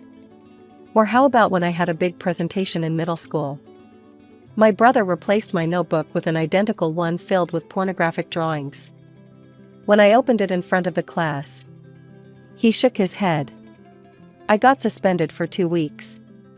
As he continued sharing stories from his childhood, each one worse than the last, I began to understand why he'd been so hesitant to introduce me to his family. But I had no idea that I was about to become their next target. David proposed on a Tuesday. Nothing fancy, just the two of us in our kitchen, making breakfast. He pulled out a ring while I was flipping pancakes, and said, "I can't imagine my life without you, Britt. Will you marry me?" Of course, I said yes. And then, inevitably, came the words I'd been both dreading and curious about: "I guess it's time for you to meet my family." The Thompson family home was a charming 2-story colonial in the suburbs. Mrs. Thompson opened the door before we even reached the porch. She was a petite woman with David's warm brown eyes and a wide smile. Mr. Thompson stood behind her, tall and distinguished looking, and next to him was James, David's older brother. "Oh, finally!" Mrs. Thompson pulled me into a tight hug. We'd been dying to meet the woman who stole our David's heart. The initial conversation was surprisingly normal. We sat in their cozy living room, and they asked about my job, my family, how David and I met. They even cracked a few harmless jokes that made me laugh. I started to relax, thinking David had exaggerated their pranking tendencies. I caught him watching his family warily, like someone waiting for a bomb to explode. I thought he was being paranoid. "I'll get us some tea," Mrs. Thompson announced cheerfully. "Brittany, dear, how do you take yours?" "Just a splash of milk, please." When she returned with the tea tray, everyone was still chatting pleasantly. I took a big sip of my tea and immediately regretted it. My mouth exploded with salt and pepper, so much pepper it felt like I'd swallowed fire. I spat the tea back into the cup, but it was too late. My throat was burning. Tears streamed down my face as I coughed and gasped. The Thompsons burst into laughter. "Welcome to the family," James hooted. "Better get used to it, we love our little jokes." "That's how we show love here," Mr. Thompson added, wiping tears of laughter from his eyes. I ran to the kitchen, desperately searching for water. I found a glass and filled it with ice and water, drinking it in huge gulps. The pepper had made my nose run, and I could feel my carefully applied makeup streaming down my face along with my tears. From the living room, I could hear David's angry whispers, "What is wrong with you people? This isn't funny. She's going to be my wife." "Oh, lighten up," James replied. "It's just a joke." When I walked back into the living room, my face a mess of running mascara and smeared foundation, they took one look at me and started laughing again. "Look, she looks like a panda," James pointed at me, doubling over with laughter. That was the last straw for David. He jumped to his feet, his face red with anger. "You're all jerks. This is exactly why I didn't want to bring her here." He grabbed my hand and pulled me toward the door. In the car, David apologized over and over. I just hugged him, my face still burning from the pepper and humiliation. As we drove home, I realized David hadn't been exaggerating about his family at all. He'd been warning me. Planning a wedding is stressful enough, without having to worry about your future in-laws turning it into a practical joke playground. David and I spent weeks debating whether to invite his family at all. "We have to invite them," David finally said one night while we were addressing invitations. "They're still my parents, and no matter how much I hate their pranks, I'd regret not having them there." He called them the next day, putting the phone on speaker so I could hear. "Mom, Dad, listen carefully," his voice was stern. "You can come to the wedding, but I need your word, no pranks. This is the most important day of our lives, not a circus." "Of course, sweetheart," his mother chirped. "We'll behave, I promise." The day of the wedding started perfectly. The ceremony was beautiful, and during the reception, everything was going smoothly. David's family was actually behaving themselves, though I noticed David watching them like a hawk. Then came time for the cake cutting. Our cake was gorgeous, 4 tiers of white fondant with delicate sugar flowers cascading down the sides. But something was off. There were candles on it, lit candles. That wasn't part of our plan. I turned to David to mention it, but before I could get the words out, there was a loud pop. Then another, and another. The cake suddenly exploded, sending chunks of white cake and frosting flying everywhere. Most of it landed on me, completely ruining my wedding dress. For a moment, there was complete silence. Then I heard it, the familiar sound of the Thompsons' laughter. They were practically falling over themselves, pointing and howling with glee. "Your face," James gasped between laughs. "Oh my God, your face." I stood there, cake dripping down my dress, and burst into tears. Through my blurred vision, I saw David's face turn purple with rage. "Get out," he roared at his family. "Get out of my wedding right now." "You're overreacting," his mother said, looking bewildered. Everyone loves a good wedding prank. David didn't respond. Instead, he waved over the security team we'd hired, thank God for that decision, and had them escort his family out. My mother rushed over with napkins, trying to clean frosting off my face. My bridesmaids surrounded me protectively. Even David's Aunt Clara, who I'd just met that day, came over to help, shooting disgusted looks at her departing relatives. "I can't believe they're my brother's family," she muttered, helping to wipe cake from my hair. "This is a wedding, for heaven's sake, not a college fraternity party." Somehow, we salvaged the rest of the reception. Our friends and my family rallied around us, turning it into a joke we were all in on, rather than one at my expense. Someone found a backup cake. Apparently, our wedding planner had dealt with difficult families before, and we even managed to get some decent pictures taken after I changed into my backup dress. Life settled into a peaceful rhythm after the wedding disaster. David and I enjoyed our quiet existence in my grandmother's old apartment, far from his family's chaos. We transformed the spare bedroom into a home office, planning to use it that way for a few years, before maybe turning it into a nursery. But plans change. Just over a year after our wedding, I discovered I was pregnant. David was overjoyed, spinning me around our kitchen when I told him, though he quickly put me down when I turned green. We decided to keep it to ourselves for the first few months, telling only my parents. Somehow, though, news travels. I was 7 months along when David's phone rang one evening. "Your mother?" I asked, recognizing his expression. He nodded. "They know about the baby. Mom's insisting they have a right to meet their grandchild." I instinctively put my hands over my swollen belly. "No pranks around the baby," I said firmly. "Absolutely none," David agreed before answering the phone. When Emma was born, she was perfect, 10 tiny fingers, 10 tiny toes, and David's warm brown eyes. We managed to keep the Thompsons away for the first 2 months, but their persistence wore us down. Just one visit, David negotiated with them. At our apartment, where we control the environment. "And if there's even a hint of a prank, you're out forever." They came on a Sunday afternoon. I watched them like a hawk as they cooed over Emma, looking for any sign of mischief. But they were surprisingly normal. Mrs. Thompson cradled Emma gently, tears in her eyes. Mr. Thompson proudly showed us pictures of his own father holding David as a baby. That visit led to others. They'd come over every few weeks, bringing appropriate gifts and behaving themselves. Still, I never fully relaxed around them. I refused every dinner invitation, remembering the pepper tea incident all too well. During one of their visits, while David was changing Emma's diaper, Mrs. Thompson started chatting about James.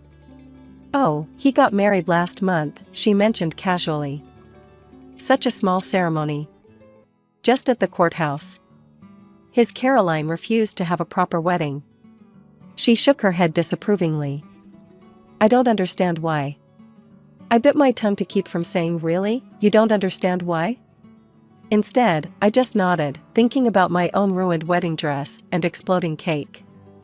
I had a pretty good idea why Caroline opted for a courthouse ceremony, and honestly, I wished I'd done the same. In my head, I could imagine exactly how that conversation had gone between James and Caroline. She'd probably heard the stories about my wedding, or maybe she'd been subject to a few harmless pranks herself. Either way, smart girl, she'd found a way to avoid giving them any opportunity for their special brand of humor. Life has a way of shattering when you least expect it. One rainy Tuesday morning, David kissed Emma goodbye before school, kissed me goodbye before work, and walked out our door for the last time. A drunk driver ran a red light at 9:17 a.m. By 9:20, I was a widow. Emma didn't understand at first. She was only 7, too young to fully grasp the concept of never coming back. When I told her daddy had died, she asked if he'd be home for dinner. Each time she asked, my heart broke all over again. The days leading up to the funeral passed in a blur. My mother practically moved in, handling arrangements, while I sat in a daze on the couch, holding Emma. I couldn't cry anymore. I felt hollow, like someone had scooped out everything inside me.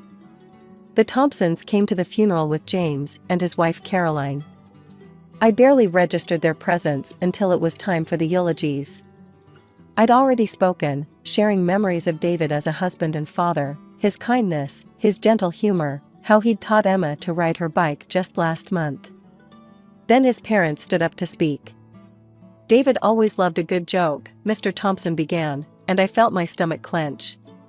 Remember when he was 5, and we convinced him his teddy bear had come alive and eaten all his Halloween candy? Mrs. Thompson chimed in with a laugh.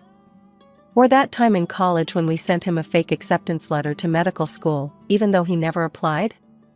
His face was priceless. The church was silent. No one laughed. I looked around and saw faces twisted in disbelief and secondhand embarrassment. Emma clutched my hand, confused. And now he's up there, Mr. Thompson continued, grinning, probably planning the ultimate prank on St. Peter. I felt something snap inside me. My whole body started shaking with rage. Emma must have felt it because she looked up at me with worried eyes. After the service, while people were gathering for the reception, I approached the Thompsons. My voice was quiet but sharp enough to cut glass. "How dare you?" I hissed. "How dare you turn my husband's funeral into a joke?" "Oh, Brittany," Mrs. Thompson reached for my arm. David would have appreciated the humor. He always did. I jerked away from her touch. No, he tolerated it. What you do is cruel and thoughtless. I never want to see any of you again. You're not welcome in our lives anymore. Emma and I are done with all of you. But we're family, Mrs. Thompson protested, finally looking concerned. No, I said firmly. We're not. Family doesn't humiliate each other. Family doesn't ruin weddings or mock funerals. We're done. I turned and walked away, leaving them standing there, probably still wondering what they'd done wrong. They'd never understood, and they never would. 5 years passed like a blur. Emma grew from a grieving 7-year-old into a thoughtful 12-year-old who had her father's kind eyes and gentle spirit. I threw myself into being both mother and father, trying to fill the David-shaped hole in our lives. We heard bits and pieces about the Thompsons through the grapevine. James had 2 kids now. I'd seen pictures on social media of 2 boys with his mischievous grin. I always quickly scrolled past, determined to keep that chapter of our lives firmly closed. Sometimes Emma would ask about them, especially around holidays or when her friends talked about their grandparents. I never told her about the exploding wedding cake or the funeral jokes. She had enough complicated feelings about losing her dad without adding that mess to it. Then came the phone call, 3 days before Christmas. "Brittany?" Mrs. Thompson's voice was older, softer somehow. "Please don't hang up." I almost did anyway, but Emma was sitting next to me on the couch, working on her homework. She looked up, curious. "We miss Emma," Mrs. Thompson continued. "And you. Please, would you consider spending Christmas with us? The whole family will be there, James and Caroline, their boys. We'd love to see you both." I started to say no, but Emma, who had obviously figured out who was calling, began nodding enthusiastically. Her eyes were pleading. "There will be absolutely no pranks," I said firmly. "No jokes, no tricks, nothing like that. Just a normal Christmas dinner." "We promise," Mr. Thompson's voice joined in. They must have been on speakerphone. "We swear on David's memory. No pranks." Maybe it was the mention of David, or maybe it was Emma's hopeful face, but I found myself agreeing. "We'll come," I said. "But I mean it about the pranks." After hanging up, Emma and I went shopping. If we were doing this, we were doing it right. We picked out top-of-the-line kitchen appliances for the Thompsons, the latest tablet for James and Caroline, and the season's hottest toys for their boys. "Do you think Grandma and Grandpa got me something nice?" Emma asked as we wrapped the gifts. "I'm sure they did, sweetheart," I said, hoping I wasn't lying. "They've had 5 years to think about it." Emma threw herself into choosing wrapping paper and writing cards. I watched her excitement grow and prayed I wasn't making a horrible mistake by letting the Thompsons back into our lives. The Thompson house looked exactly the same as I remembered it, decorated with twinkling Christmas lights and a wreath on the door. Emma squeezed my hand as we walked up the path, our arms full of carefully wrapped presents. James and his family were already there when we arrived. His wife Caroline gave me a warm, almost apologetic smile as she helped us with our coats. Their boys, Mike and Tommy, hovered shyly behind their parents. The gift-giving started promisingly. Emma and I handed out our presents, and the reaction seemed genuine. Mrs. Thompson teared up over the expensive coffee maker, Mr. Thompson was thrilled with his new tablet, and the boys' faces lit up at their gaming consoles. Then came our turn. Mrs. Thompson handed Emma a wrapped box with a big smile, while Mr. Thompson passed me a similar one. Emma's fingers trembled slightly as she unwrapped hers, her first gift from her grandparents in 5 years. I'll never forget the look on her face when she opened that box. Inside was a plastic toy designed to look like dog poop, along with some clearly marked down items from the clearance bin. Emma's lower lip quivered as she stared at the contents. The laughter started immediately. Mr. Thompson and James were practically howling. Even the boys joined in, pointing at Emma's face. "Oh my God, look at them," James gasped between laughs. "Their expressions are priceless." My own box contained similar junk, expired candy, and items that still had clearance stickers on them. "That's enough," I said, my voice deadly quiet. "Where are the real presents?" Mrs. Thompson wiped tears of laughter from her eyes. "What do you mean? Those are the presents." "You can't be serious." I looked at each of them. "You haven't seen your granddaughter in 5 years, and you give her fake dog poop as a Christmas present?" They exchanged confused looks. "It's funny," Mr. Thompson insisted. "Come on, Brittany, learn to take a joke." I watched a tear roll down Emma's cheek, and something snapped inside me. Without a word, I stood up and walked over to Mike and Tommy. "I'm sorry, boys," I said, taking back the gaming consoles. "But these are returning to the store." "Mom," they wailed as I moved on to James and Caroline, collecting the tablet and other gifts. "Brittany, this is cruel," Mrs. Thompson protested as I took back their presents too. "Cruel?" I turned on her. "You gave a 12-year-old girl who lost her father fake dog poop for Christmas, and you're calling me cruel?" "It was just a joke," James started, but I cut him off. "We're leaving, Emma," I said. "Get your coat." The drive home was quiet. Emma stared out the window, clutching her empty gift bag. "I'm sorry, sweetheart," I finally said. "I really thought they'd changed." "It's okay, Mom," she replied softly. "Can we watch Christmas movies and make hot chocolate when we get home?" "Of course we can. We'll have our own Christmas, just us two." And that's exactly what we did. We spent the rest of Christmas Day in our pajamas, watching holiday movies, baking cookies, and trying to forget about the Thompsons and their idea of humor. The day after Christmas, I was scrolling through Facebook when I saw James's post. "Terrible Christmas yesterday. My sister-in-law showed her true colors, cruelly taking back Christmas presents from my crying children. Some people just don't understand family traditions and humor. My poor boys were heartbroken. Bad aunt, Christmas ruined." The comments flooded in immediately. "How horrible. What kind of person takes presents from children? She sounds toxic." My hands were shaking as I typed my response. "Let me tell you what really happened at Christmas yesterday." "You want to talk about cruel? Let me tell you about your family traditions. After 5 years of no contact, your parents gave their only granddaughter, a 12-year-old girl who lost her father, a toy that mimics dog feces as a Christmas present. They gave me clearance bin items with price tags still attached. Then they laughed at our pain. But this isn't new behavior. Let me tell you all about my wedding day, where they rigged our wedding cake to explode in my face. Or about my husband's funeral, where they thought it was appropriate to turn their son's eulogy into a stand-up comedy routine about pranking him as a child. You want to talk about toxic family traditions? Let's talk. I hit post and waited. Within minutes, other relatives started chiming in. Oh God, remember Cousin Sarah's graduation? They replaced her diploma with a joke certificate during the photo op. They put laxatives in the punch at my baby shower. They ruined my son's bar mitzvah with that trick Torah scroll. The tide turned quickly. Soon, James's original post was flooded with people sharing their own stories of the Thompsons' pranks. Caroline, James's wife, even liked several of the comments. The phone call started that evening.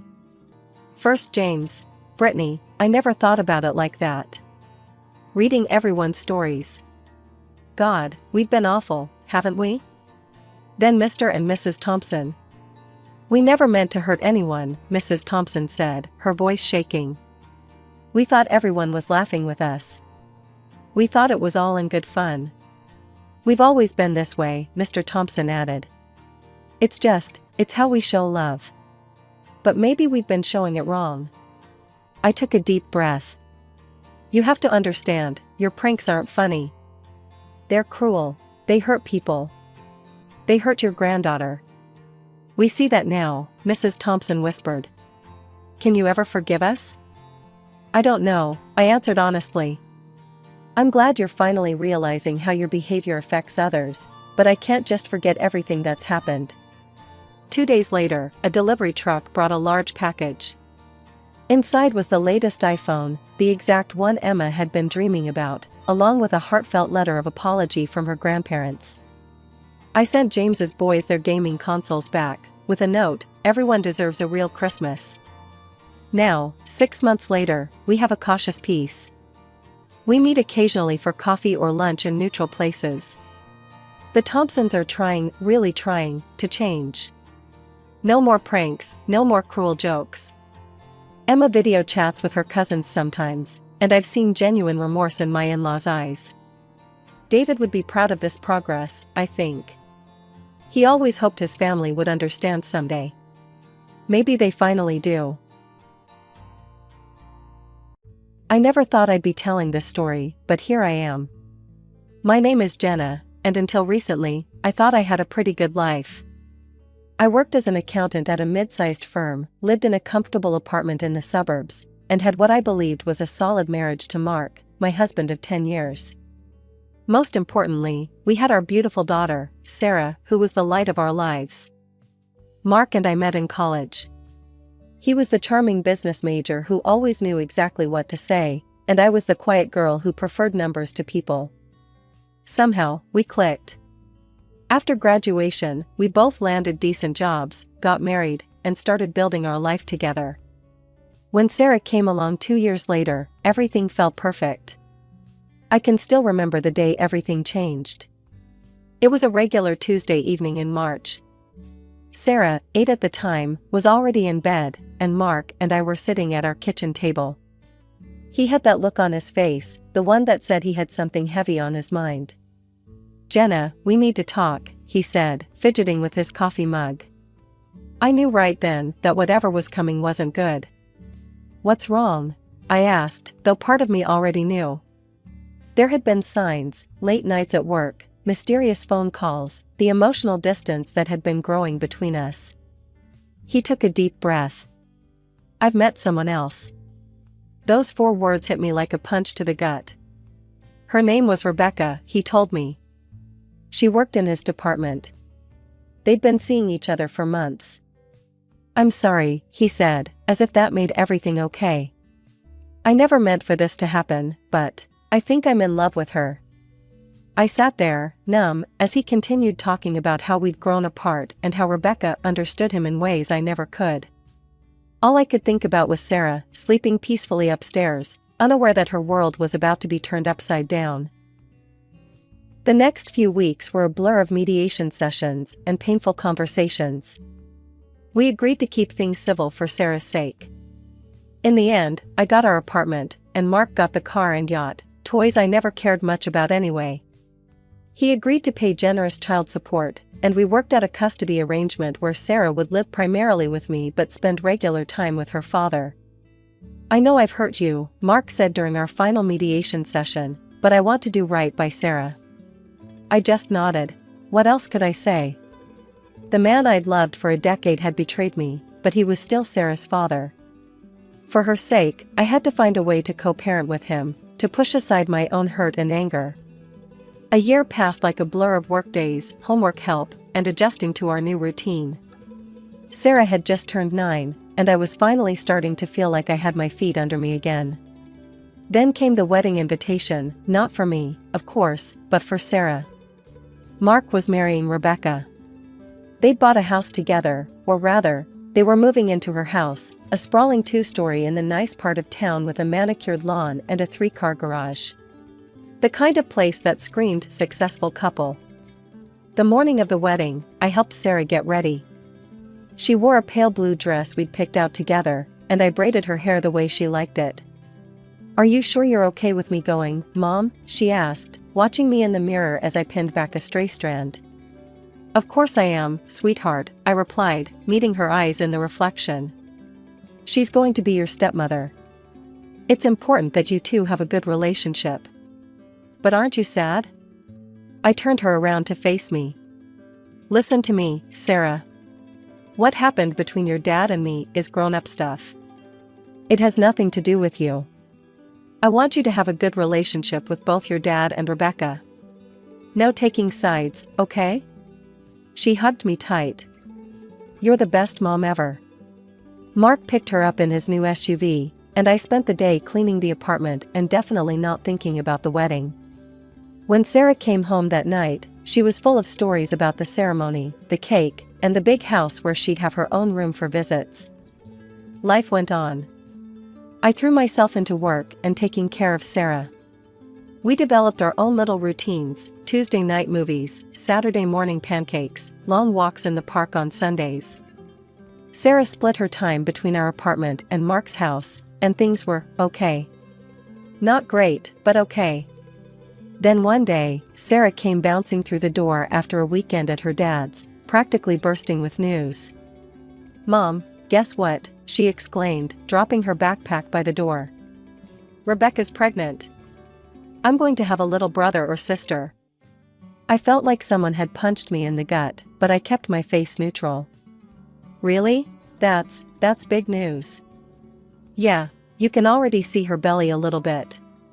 Dad's super excited. He kept talking about turning the guest room into a nursery. I nodded, not trusting myself to speak. All I could think was, please, don't let this change how he treats Sarah. Don't let her become the forgotten first child. A month later, Sarah came home early from what was supposed to be a week-long stay at her dad's. She looked frustrated as she dragged her suitcase through the door. "Rebecca's really sick," she explained, flopping onto the couch. "She keeps throwing up and getting mad at everything. The smell of Dad's coffee made her cry this morning, and she said my laugh was too loud. So she asked if I could come home early." I sat down next to her, running my hand over her hair.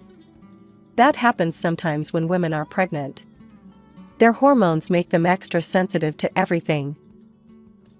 I understood pregnancy symptoms all too well, remembering my own months of morning sickness when I was carrying Sarah. So I couldn't really blame Rebecca for being overwhelmed. A couple of weeks after Sarah's early return, Mark pulled up in front of our apartment to pick her up for another visit. I watched from the window as Sarah ran down to his car, her backpack bouncing against her back. Everything seemed normal enough. During the next 2 weeks, I called Sarah every evening. Our conversations were brief but reassuring. "Everything's good, Mom," she'd say. "We had pizza for dinner," or "Dad's teaching me to play chess." When she finally came home, though, something seemed off. There were shadows under her eyes that hadn't been there before, and she moved more slowly than usual, like she was carrying a weight on her shoulders. "Honey, are you okay?" I asked, helping her unpack her bag. "You look tired." "Oh, I'm fine," she said, waving off my concern. "I've just been helping Rebecca around the house a bit. You know, cleaning and stuff. She can't do much right now, because of the baby.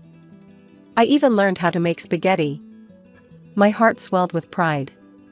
I'd always tried to teach Sarah to be kind and helpful to others. "That's really sweet of you, honey," I said, giving her a hug.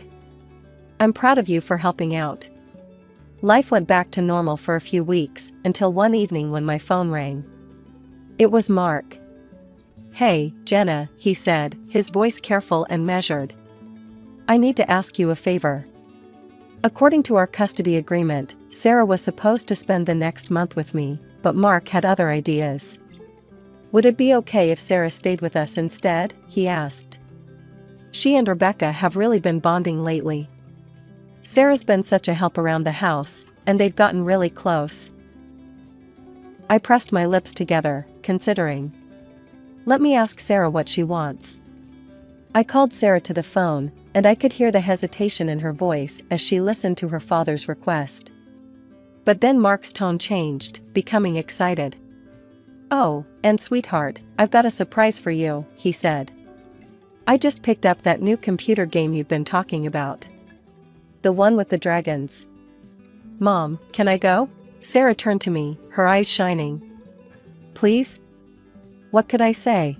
Of course, if that's what you want. The next 2 weeks passed quietly. Mark took care of all the school runs, and Sarah seemed to be settling into a routine at their house. She sent me regular updates, photos of herself cooking in their fancy kitchen, shots of her playing her new game, pictures of her lounging on their plush living room couch. Everything looked fine on the surface. Still, something nagged at the back of my mind. Something about those photos felt staged. But I pushed the thought away. I was probably just being paranoid, letting my own feelings about Mark and Rebecca cloud my judgment. Sarah seemed happy enough in the pictures, and that's what mattered, right? When Sarah finally came home after that week, I barely recognized my own daughter. Her face was drawn and pale, with dark circles under her eyes that no 12-year-old should have. Her shoulders slumped as if she'd been carrying bricks. "Sarah, honey, what's wrong?" I asked, reaching for her. She just waved me off weakly. "I'm really tired, Mom. Can I go to bed?" "Don't you want dinner first?" But she was already dragging herself to her room. She didn't even change into her pajamas, just collapsed onto her bed and was out like a light. Something was very wrong. I waited until she was sound asleep before calling Mark. "What's going on over there?" I demanded. "Sarah looks completely exhausted." "Oh, here we go," Mark sighed. I could practically hear him rolling his eyes. "You're exaggerating, Jenna. As usual." "Exaggerating? Have you seen our daughter? She looks like she hasn't slept in days. She helped Rebecca with some housework. She's just not used to doing chores, probably because someone spoils her at home." The jab stung, but I pressed on. "This isn't about me, Mark. Something's not right." "She's fine," he insisted. "Kids today are so soft. A little work never hurt anyone. She'll adjust." I didn't sleep well that night, waiting for Sarah to wake up. When she finally emerged from her room the next afternoon, I sat her down at the kitchen table and made her favorite breakfast for lunch, chocolate chip pancakes. "Sweetie," I said, sliding a plate in front of her, "I need you to tell me what's really going on at your dad's house." Sarah pushed the pancakes around with her fork, not meeting my eyes. "It's nothing." "Sarah, please. I can see how tired you are. You can tell me anything, you know that." She was quiet for a long moment, then the words started tumbling out. "Rebecca doesn't do anything anymore. She says she can't because of the baby, but Mom, she makes me do everything. I have to clean the whole house, vacuum, dust, mop, everything. I have to cook too. She makes me cut up vegetables and use the stove, even though it scares me." My hands clenched into fists under the table. "What about relaxing? Don't you get any time to yourself?" Sarah's lower lip trembled. "I tried to watch TV after cleaning one day, but Rebecca said the noise gave her a headache. She just turned it off and told me to go to my room and be quiet. She says I laugh too loud and walk too heavy and..." I was already pulling out my phone, dialing Mark's number. He answered on the fourth ring. "What now, Jenna? What now? How about explaining why our daughter is being treated like Cinderella in your house?" My voice shook with anger. "She's 12 years old, Mark. She shouldn't be cooking and cleaning an entire house." "Sarah's exaggerating," he said dismissively. "Rebecca just asked for a little help, and we turned down the TV because it was too loud." "You're making this into something it's not." "She's scared to use the stove, Mark. She's exhausted. This isn't okay." The line went dead. He'd hung up on me. I stared at my phone in disbelief, then looked at Sarah, who was still pushing her pancakes around her plate. My daughter, my beautiful, kind-hearted daughter, who was being taken advantage of by the very people who should have been protecting her. After a few days, the situation became even more complicated. I was in the middle of reviewing quarterly reports at work when my phone rang. Seeing it was Sarah's school, my heart immediately jumped into my throat. "Mrs. Mitchell?" It was Mrs. Henderson, Sarah's homeroom teacher. "I needed to talk to you about Sarah's performance lately." I gripped my pen tighter. "Is everything okay?" "Well, that's just it. Sarah's grades have dropped significantly in the past month. She's falling asleep in class, her homework is often incomplete, and she seems exhausted. I know she's always been a good student, which is why this change is concerning. Is everything all right at home?" My pen snapped in half. "Thank you for letting me know, Mrs. Henderson. I'm aware of the situation and working on it." The moment I hung up, I tried calling Mark. Straight to voicemail. I sent him a text, "We need to talk about Sarah. Her grades are dropping. Call me ASAP." The little read notification appeared under my message almost immediately, but no response came. Not that day, not the next, not for 2 weeks. When Mark finally showed up at our door for his scheduled time with Sarah, I was ready. "She's not going," I said, blocking the doorway. His face darkened. "Excuse me?" "You heard me. Her grades are tanking, she's exhausted all the time, and her teacher is worried. This isn't healthy, Mark. You can't do this," he growled. "We have a custody agreement. If you violate it, I'll take you to court." "Go ahead. I'd love to explain to a judge how you're letting your pregnant wife use our daughter as free household labor." Mark pushed past me into the apartment, his face red with anger. Then his expression suddenly shifted, softening as he spotted Sarah hovering in the hallway. "Princess," he said, his voice gentle now. "Get your things. Don't worry about what your mom's saying, I promise you won't have to do any more housework. I just miss you, sweetheart. I want to spend time with my girl." I watched Sarah's face, saw her wavering. She looked at me, uncertain. "Just a minute," I said, pulling her aside while Mark waited by the door. I knelt down and whispered in her ear, "Take your phone with you. Turn on the voice recorder app. Record everything that happens there, what Rebecca says to you, what your dad says. It'll be our secret, okay?" Sarah's eyes widened slightly, then she gave me a tiny nod. I squeezed her hand and winked. "Remember," I whispered. "Don't let them know you're recording. This is just between us." She hurried to pack a bag while I stood watching Mark, who was checking his phone and pretending not to be angry. 5 minutes later, Sarah was ready. I hugged her tight before she left, feeling like I was sending my child into battle with nothing but a cell phone for armor. But sometimes the best weapons aren't the ones you can see. That week was torture. Every time my phone buzzed, I'd lunge for it, only to find another short text from Sarah. "I'm okay. Everything's fine. Don't worry." But mothers know when something's wrong, and everything in me screamed that things were far from fine. The doorbell rang on a rainy Tuesday afternoon. I wasn't expecting anyone, but when I opened the door, there stood Sarah, soaking wet, shivering, and alone. "Oh my God," I gasped, pulling her inside. "Sarah, what happened? How did you get here?" "I ran away," she whispered, her voice breaking. "Took the bus. I looked at her hands as I helped her out of her wet jacket. They were red and raw, with calluses forming on her palms.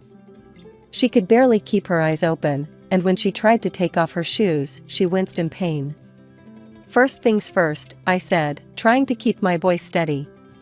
"Let's get you warm and fed." I made her favorite comfort food, grilled cheese and tomato soup, and watched as she practically inhaled it. Only when she'd finished eating did I dare to ask, "What happened, sweetheart?" Without a word, she reached into her pocket and pulled out her phone. Her hands were shaking as she handed it to me. "The recordings," she said quietly. "Listen." I opened her voice recorder app, and what I heard made my blood run cold. "You stupid, clumsy girl," Rebecca's voice crackled through the speaker. "Can't you do anything right? Look at these floors, I can still see spots everywhere." "I'm trying my best," Sarah's small voice replied. "Your best isn't good enough. Do it again. And when you're done, there's laundry to fold and dinner to start." But I'm scared of using the stove." "Get out of my sight. Just get out, useless." My hands were shaking as I played recording after recording. Rebecca's voice grew more cruel with each one. "You think you're so special? Wait until my baby comes, then you'll really learn what work is. Free babysitter, that's what you'll be." Then came the conversation that broke my heart, Sarah pleading with her father. "Dad, please. Rebecca's making me do everything. I'm so tired." "Stop lying," Mark's voice was cold, unrecognizable. "You're just lazy. Do you know how much money I pay your mother? The least you can do is help around the house." "But Dad." "Listen to me carefully," his voice dropped to a threatening whisper. "If you tell your mother about any of this, I'll take her to court. I'll get full custody, and you'll never see her again. Do you understand?" I looked at my daughter, huddled in her chair, and felt a rage I'd never known before. This wasn't just about making a child do chores, this was abuse. Sarah burst into tears, and I held her until she stopped shaking, making promises I intended to keep. "I won't let them hurt you anymore, baby. You're safe now." After she calmed down, I called my sister, Amy. "I need a favor," I said, explaining the situation. She arrived within 20 minutes. The drive to Mark's house was a blur of rage and adrenaline. I jabbed the doorbell repeatedly until he yanked the door open. "What the hell are you?" I pushed past him into the foyer. "Where is she?" he demanded. "Sarah ran away, and I know you put her up to it." "This is your fault, Jenna. You've spoiled her rotten, letting her do whatever she wants." Rebecca waddled up behind him, one hand protectively over her swollen belly. She nodded along with Mark's words, playing the perfect supportive wife. "You're the one who's turned her into a spoiled brat," Mark continued. "She thinks she's too good to help around the house." "Bullied her," I cut in, my voice ice cold. "You both bullied my 12-year-old daughter." They exchanged a look before breaking into dismissive laughter. "Oh, please," Rebecca rolled her eyes. "Sarah has quite an imagination. She's always making up stories." I pulled out my phone. "Really? Making up stories like this?" I pressed play. Rebecca's voice filled the room. "You stupid, clumsy girl. Can't you do anything right?" Their faces went slack with shock. I played more, Mark's threats about court, Rebecca's cruel words about using Sarah as a babysitter, all of it. Mark recovered first, his face turning ugly. "You think this changes anything? I have expensive lawyers. The best in the state. They'll tear you apart." "You're hurting me," Rebecca suddenly shrieked, clutching her belly. "Your fighting is stressing me out. I just wanted your daughter to help me." I turned to her, feeling oddly calm, despite my rage. "If you want to raise a maid so badly, wait for your own child. My daughter isn't your servant." Her face flushed red as she sputtered in outrage. Finally, I faced Mark. "You know what's really pathetic? Not that you left me, that hurt, but I got over it. What's pathetic is that you failed the one person you never should have failed. You stood there and let your wife abuse our daughter. You even helped her do it. What kind of father does that make you?" I didn't wait for an answer. I turned on my heel and walked out, leaving them standing in their perfect house with their perfect lawn. They could keep it all. I had something far more precious to protect. The next morning, I called the best family law attorney I could find, Linda Stevenson. The legal battle was exhausting. Mark's expensive lawyers painted me as a vindictive ex-wife, trying to poison my daughter against her father and his new family. They claimed I was cruel for not letting Sarah bond with her pregnant stepmother, that I was jealous of their perfect new life, that I was using Sarah as a weapon in my revenge against Mark. But then we played the recordings in court. I watched the judge's face darken as she listened to Rebecca berating Sarah, to Mark threatening our daughter, to their casual cruelty. The courtroom fell silent except for those damning voices coming through the speakers. Even Mark's fancy lawyers couldn't explain away their own recorded words. Sarah was brave enough to testify too. She sat in that witness chair, looking so small, but speaking with such clarity about what had happened. I saw several jury members wipe away tears as she described being afraid to use the stove but being forced to cook anyway, about how her hands hurt from scrubbing floors, about how she'd fallen asleep in class because she was so exhausted from all the housework. When the verdict came down, it was decisive. The judge granted me full custody, with Mark losing all visitation rights unless I explicitly permitted them. He would still have to pay child support, but he had no legal right to see Sarah without my approval. Mark exploded when the verdict was read. He stormed up to me outside the courtroom, his face red with rage. "Happy now?" he spat. "This is what you wanted all along, isn't it? Revenge because I left you for Rebecca?" I looked at him calmly, feeling nothing but pity. "You really don't get it, do you? This was never about us. This was about Sarah. But congratulations, Mark, you found yourself the perfect partner. She's just as cruel and manipulative as you are. You deserve each other." That was the last real conversation we ever had. Months passed. Sarah's grades improved dramatically once she wasn't exhausted from being treated like a servant. Her smile came back, and her laugh, that beautiful laugh that used to annoy Rebecca so much, filled our home again. We heard through mutual friends that Rebecca had given birth to a son. Mark sent a few texts asking to see Sarah, but they were half-hearted at best, and stopped entirely after a while. Sometimes I wondered if he ever truly understood what he'd lost, not just his daughter, but the chance to be the father she deserved. Sarah's 14 now, and the other day I overheard her talking to her best friend about the whole situation. "Aren't you sad about not seeing your dad?" her friend asked. "Sometimes," Sarah admitted. "But not seeing him is better than being treated like I'm worthless. Besides, I have the best mom in the world." I often look out the window, thinking about how far we'd come. The apartment might not be as fancy as Mark's big house, and we might not have expensive cars or yachts, but we have something much more valuable: peace, love, and respect. Sarah doesn't have to fear walking into her own home anymore. She doesn't have to be anyone's servant or scapegoat. She can just be herself, a bright, funny, kind-hearted teenager who deserves every happiness in the world. As for me, I've learned that sometimes the happy ending isn't the one you imagined. Sometimes it's better. Sometimes it's just a mom and her daughter, making pancakes on Saturday mornings, watching movies together, and filling their home with laughter that's as loud as they want it to be. I never thought fairy tales could come true until I got my own evil stepmother. But let me start from the beginning. My name is Ashley, and my early childhood was what most would consider normal, even privileged. My parents were successful business people, living in a beautiful two-story house in Connecticut. Dad worked hard building his company from the ground up, while Mom had her own priorities.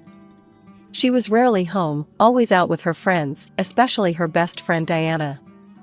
They were inseparable, getting their nails done, having long lunches at fancy cafes, shopping at expensive boutiques. I remember sitting at the kitchen table, doing homework alone while Dad heated up another microwave dinner. "Where's Mom?" I'd ask, though I already knew the answer. She's out with Diana again, sweetheart, Dad would say, trying to hide his disappointment. But hey, how about we make this dinner special?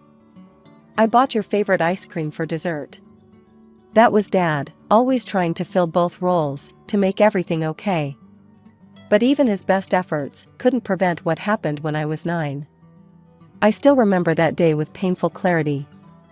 Mom came home late, as usual, but instead of sneaking up to her room, she called for a family meeting. I'm leaving, she announced, her voice eerily calm. I've fallen in love with someone else. We're moving to Europe next month. You can keep full custody of Ashley. Just like that, my mother erased herself from my life. She packed her things the next day and disappeared, leaving behind a shell-shocked father and a confused 9-year-old girl who couldn't understand why she wasn't enough for her own mother. That's when Diana started coming around more often. At first, I was glad to see her. She was familiar, a connection to my mom. She'd cook dinner for us, help me with my homework, and clean the house. She was everything Mom hadn't been. Dad seemed to brighten whenever she was around. Within months, they started dating, and 6 months after Mom left, Dad announced they were getting married. I remember feeling relieved. Diana had been so kind, so attentive. Maybe this was the mother figure I'd been missing. Are you happy about this, Ashley? Dad asked me after he told me about the engagement. Yes, I said, nodding enthusiastically. Diana's nice. She takes care of us. The wedding was beautiful, and Diana looked perfect in her white dress. She hugged me during the reception and whispered, "We're going to be such a happy family." I believed her. God, how I believed her. While they were on their honeymoon, I stayed with my grandmother, Dad's mom. Those were the last truly peaceful days I would have for a very long time. The day I returned from Grandma's house, I knew something was different the moment I walked through the door. Diana was sitting at the kitchen table, her posture rigid, hands folded neatly in front of her. Dad was there too, looking uncomfortable. Ashley, Diana said, her voice lacking its usual warmth, we need to talk about some changes. I sat down, still wearing my backpack from Grandma's. Dad shifted in his chair, not meeting my eyes. Your father and I have been discussing your upbringing, Diana continued, her eyes fixed on me. I've noticed some concerning similarities between you and your mother. What do you mean? I asked, my stomach tightening. The way you act, your attitude, it's clear you need more structure. More discipline. She turned to Dad. Don't you agree, honey? We don't want her turning out like her mother. I watched Dad's face carefully. He frowned slightly, clearly uncomfortable. Well, maybe some structure would be good. I'll handle everything, Diana quickly assured him, patting his hand. You're so busy with work, darling. Let me take care of this. And just like that, my life changed. The next day, Diana laid out her new rules. First came the changes to my wardrobe. We'll only be shopping at sales from now on, she announced. Designer clothes are a waste of money for a growing girl. But that was just the beginning.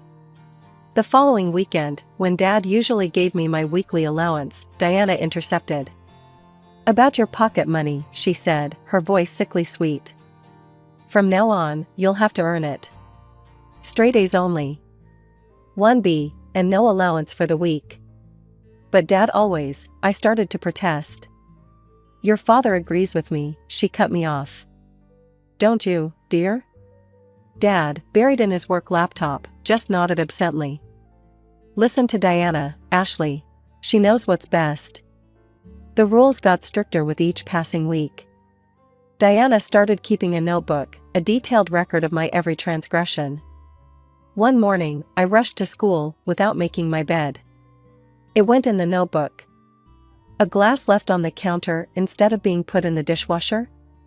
In the notebook. Homework completed but not filed properly in my folder? Another mark. Every Friday, she'd sit me down and go through the list. Bed unmade on Monday, dishes left out on Wednesday, room not vacuumed on Thursday. She'd read with cold satisfaction. Well, it looks like no pocket money this week either. Maybe next week you'll try harder. I watched my previous life slip away, replaced by endless rules and restrictions. The worst part wasn't even the rules themselves, it was how she'd transformed from the warm, caring woman who'd helped with my homework into this cold, calculating figure who seemed to take pleasure in finding my faults. And my father, the man who used to be my biggest defender, had become a silent observer, too busy with work to notice what was happening in his own home. I tried talking to Dad multiple times about Diana's rules, catching him on rare moments when he wasn't buried in work. "Dad, can we talk?" I approached him one evening in his home office. He barely looked up from his computer screen. "What is it, Ashley? I'm really busy right now." "It's about Diana, and all these rules. Don't you think they're a bit excessive?" He finally stopped typing and sighed. "Look, honey, I know things are different now, but Diana's doing all the hard work around here. She's managing the household while I'm trying to keep the business running. We should appreciate that." "But Dad..." "Not now, Ashley. I have a conference call in 5 minutes. Thank God for Grandma. She was the only one who saw through Diana's perfect stepmother act. During one of her visits, she overheard Diana berating me for leaving a textbook on the coffee table. "This is ridiculous," Grandma exploded. "She's a child, not a soldier in boot camp." The argument that followed was explosive. Diana played the victim perfectly, crying to Dad about how his mother was undermining her parenting. "Your mother doesn't respect my position in this family," she sobbed. "How can I raise Ashley properly with her constantly interfering?" Dad, as usual, took Diana's side. The fight with Grandma was ugly. "If you can't support my wife," he told her, "maybe you should stop coming around for a while." Just like that, Grandma's regular visits stopped. But I found my way to her house after school whenever I could.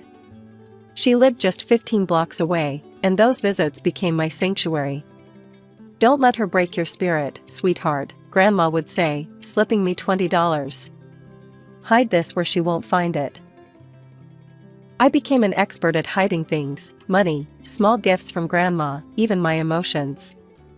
I had a loose floorboard under my bed where I kept my secret stash. Every time Diana's inspections got more intense, I'd touch that floorboard, reminding myself I had at least one person in my corner.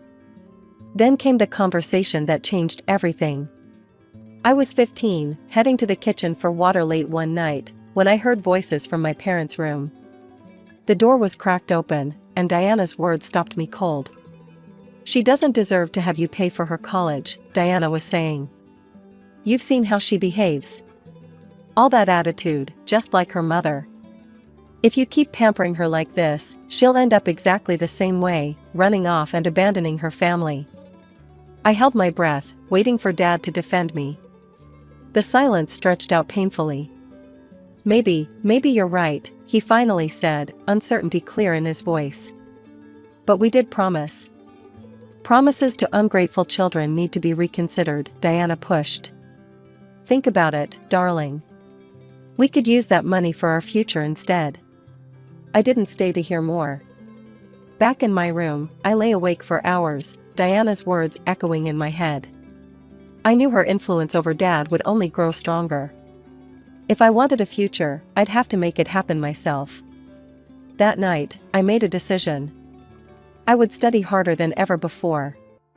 Every free moment would be dedicated to schoolwork. I would get a full scholarship to college if it killed me. The next 2 years became a blur of studying, extracurricular activities, and competitions. I joined every academic club I could find: debate team, science club, math club. My weekends were spent either studying or participating in state competitions. The trophy shelf in my room slowly filled up with awards: first place in the state science fair, top speaker at the regional debate championship, perfect score on the math Olympiad. Diana couldn't stand it. Every achievement, every award seemed to irritate her more. But she couldn't criticize me anymore, not when teachers were calling home to praise my performance, not when local newspapers were featuring my academic achievements. Finally, graduation day arrived. I'd done it, a full scholarship to Marshall University in the neighboring state. The letter had come 2 weeks earlier, and I'd been waiting for the right moment to tell them. I chose dinner after graduation, thinking surely, on this day of all days, even Diana couldn't ruin things. I got into Marshall, I announced, still wearing my graduation gown. Full academic scholarship. Dad's face lit up. That's amazing, sweetheart. I'm so proud of you. For a moment, everything felt perfect. Then Diana wrapped her arms around Dad's shoulders, and I watched her face transform into that sickly sweet expression I'd grown to hate. "Oh, honey," she cooed, "this is wonderful news. But you know what would make it even better? If Ashley learned the value of true independence." Dad turned to look at her. "What do you mean?" "Well," Diana continued, her voice dripping with false concern, "we shouldn't spoil her too much. The scholarship is great, but maybe she should pay for her own housing? Get a job, learn some responsibility?" I watched in disbelief as Dad nodded slowly. "That actually makes sense." Something inside me snapped. All the years of pent-up frustration, all the silent suffering, everything came pouring out at once. "Makes sense?" I stood up so quickly, my chair fell backward. "Nothing about this makes sense. You've let her control everything for years. She's turned this house into a prison, and you just sit there and nod along with whatever she says." "Ashley," Dad started, but I wasn't finished. "You already had money saved for my college."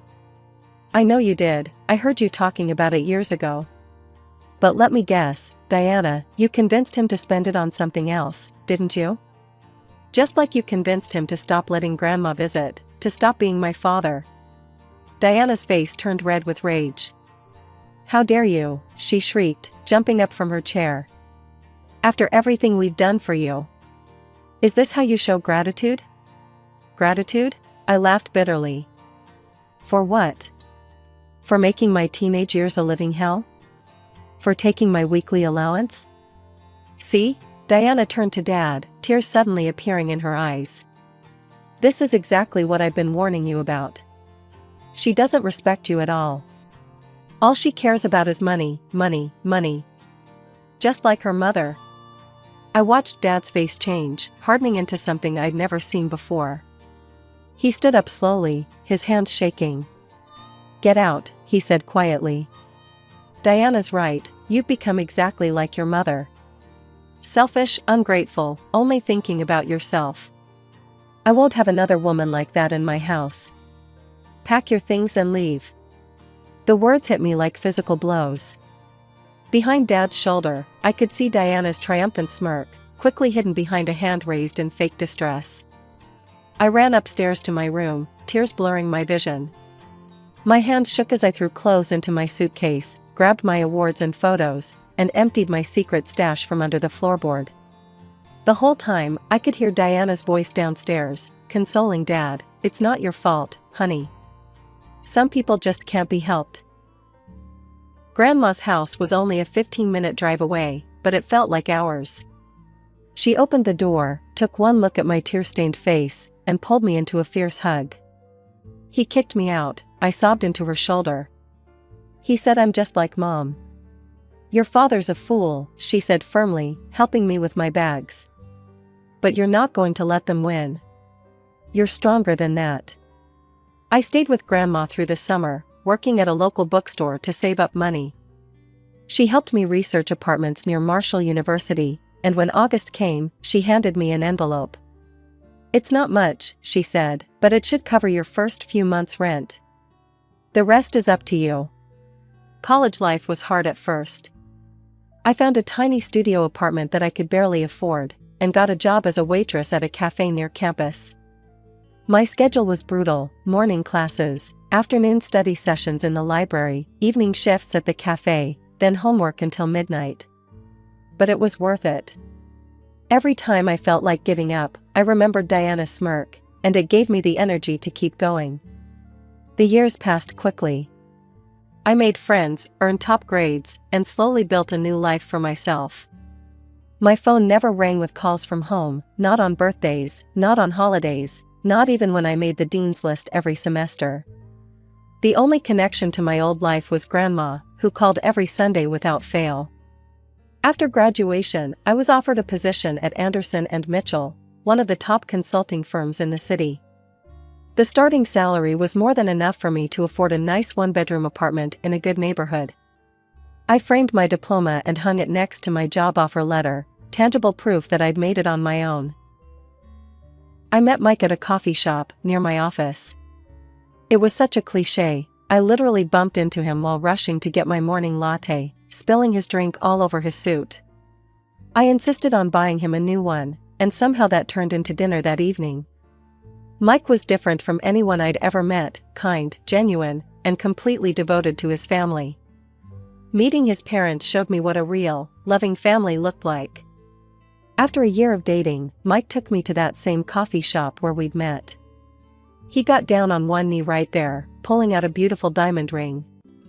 "Ashley," he said, his voice shaking slightly, "will you marry me?"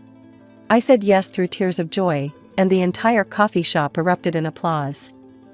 Later that evening, I posted a photo of us on Instagram, me showing off the ring, Mike kissing my cheek, both of us grinning like idiots. The call came exactly 1 week later. I was at work when an unknown number flashed on my phone. Something made me answer it. "Hello, Ashley," the voice sent chills down my spine. "It's been a while." "Diana?" My hand tightened around the phone. "How did you get my number?" "Oh, I have my ways," she laughed softly. "I saw your engagement announcement. Quite a lovely ring. You must be so excited to plan the wedding. What do you want?" "To help, of course." Her voice dripped with false sweetness. "You know, every bride deserves to have her father walk her down the aisle." My heart skipped a beat. "What are you talking about?" "I'm talking about a deal, dear. A simple transaction, really.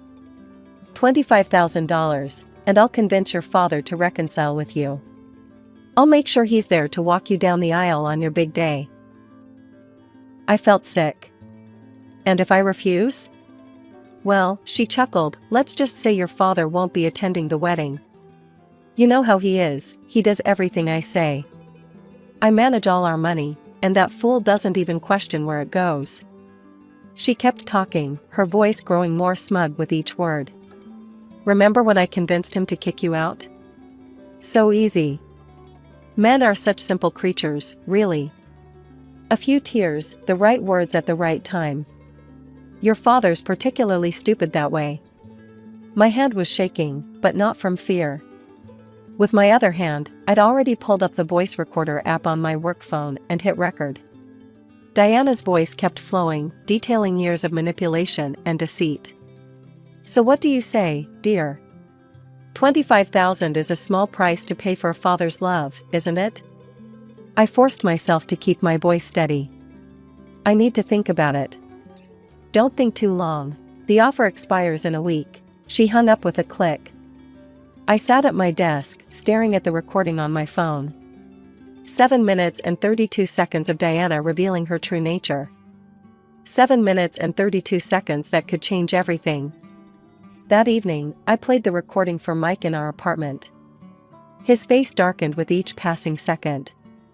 "We need to send this to your father right now," he said, reaching for his phone. I put my hand over his. "No, I have a better idea." I smiled, already opening my laptop. She's always been so careful to maintain her perfect image. Let's see how she likes having her true colors shown to the world. I uploaded the recording to my social media accounts with a simple caption: "My stepmother's wedding gift demand, $25,000 to let my father walk me down the aisle. Listen to the end." The response was immediate and overwhelming. Within hours, the post had hundreds of shares. Comments flooded in, many from people who knew Diana personally. "I can't believe this is the same woman who leads our church committee. She told me you'd abandoned your family. I'm so sorry I believed her. This explains why she suddenly had that new car last year." The truth about Diana was spreading like wildfire through our small community. Her carefully constructed facade was crumbling, post by post, share by share.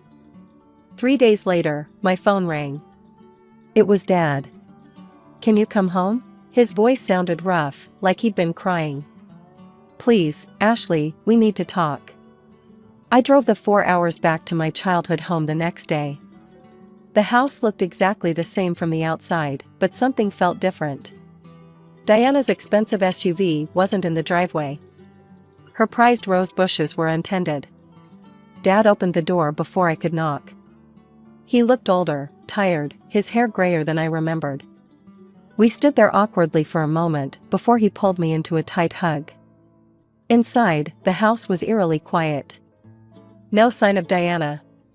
"She's gone," Dad said, answering my unspoken question. "I kicked her out the day after I heard that recording. Filed for divorce the next morning." He slumped into his favorite armchair, looking defeated. "I've been such a fool, Ashley. All these years, I was so blind. The way she manipulated me, turned me against you, against my own mother." His voice cracked. "I believed every lie she told me. I let her destroy our family." Tears started rolling down his cheeks. "I threw you out, my own daughter. I chose her over you. How can you ever forgive me?" I sat on the arm of his chair, like I used to do when I was little. "I forgive you, Dad." He looked up, surprised. "But," I continued, "I need time. We can't just pretend those years didn't happen. We need to rebuild our relationship, slowly." The next 6 months were a journey of healing. Dad and I started with weekly phone calls, awkward at first, but gradually becoming more natural. We met for coffee every other weekend, sometimes just the two of us, sometimes with Mike joining us. Grandma started visiting the house again, and watching Dad rebuild his relationship with her helped me believe in second chances. Meanwhile, the divorce proceedings moved forward. Diana tried to fight for half of everything, but Dad's lawyer used the recording as evidence of her manipulation and deceit. In the end, she got far less than she'd hoped for. She moved out of state, and rumors said she was already looking for her next victim. But we never heard from her again. Dad started therapy, working through his guilt and understanding how he'd let himself be manipulated for so long. During one of our coffee meetings, he told me something that finally helped me understand those lost years. "After your mother left," he said, stirring his coffee absently, "I was so scared of failing you that I let someone else take control. I thought I was protecting you, but instead, I was just running away from my responsibilities as a father." The wedding planning brought us even closer. Dad insisted on helping with everything, from venue hunting to taste testing cakes. He even joined Mike's family for the rehearsal dinner, fitting in perfectly with their warm, boisterous dynamic. On the morning of my wedding, Dad arrived early at the bridal suite. He looked handsome in his tuxedo, but his hands were shaking as he knocked on the door. "Ready for this?" he asked, his voice trembling slightly. I was already in my dress, Grandma putting the finishing touches on my veil. "I've been ready for this moment my whole life, Dad." He took my hand, and we stood waiting behind the church doors. The wedding march began to play. "Ashley," he whispered, "I know I missed so many important moments in your life. But I promise you, I'm here for all the ones to come." The doors opened, and we started down the aisle. I saw Mike waiting at the altar, beaming. I saw our friends and family smiling, Grandma in the front row already dabbing at her eyes. But mostly, I felt my father's arm steady and strong beneath my hand, finally being the support I'd always needed him to be. At the altar, when the minister asked, "Who gives this woman to be married?" Dad's voice rang out clear and strong, "Her grandmother and I do." Later, during the reception, I watched Dad dancing with Grandma, both of them laughing like I hadn't seen in years. Mike came up behind me, wrapping his arms around my waist. "Happy?" he asked.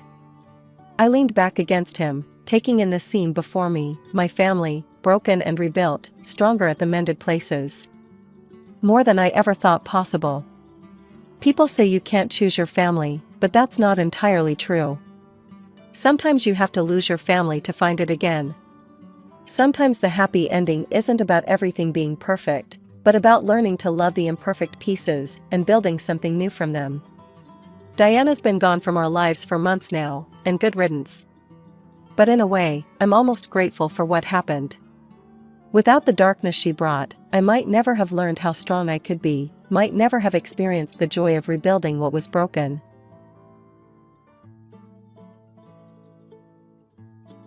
I came into this world during what you might call the worst possible timing.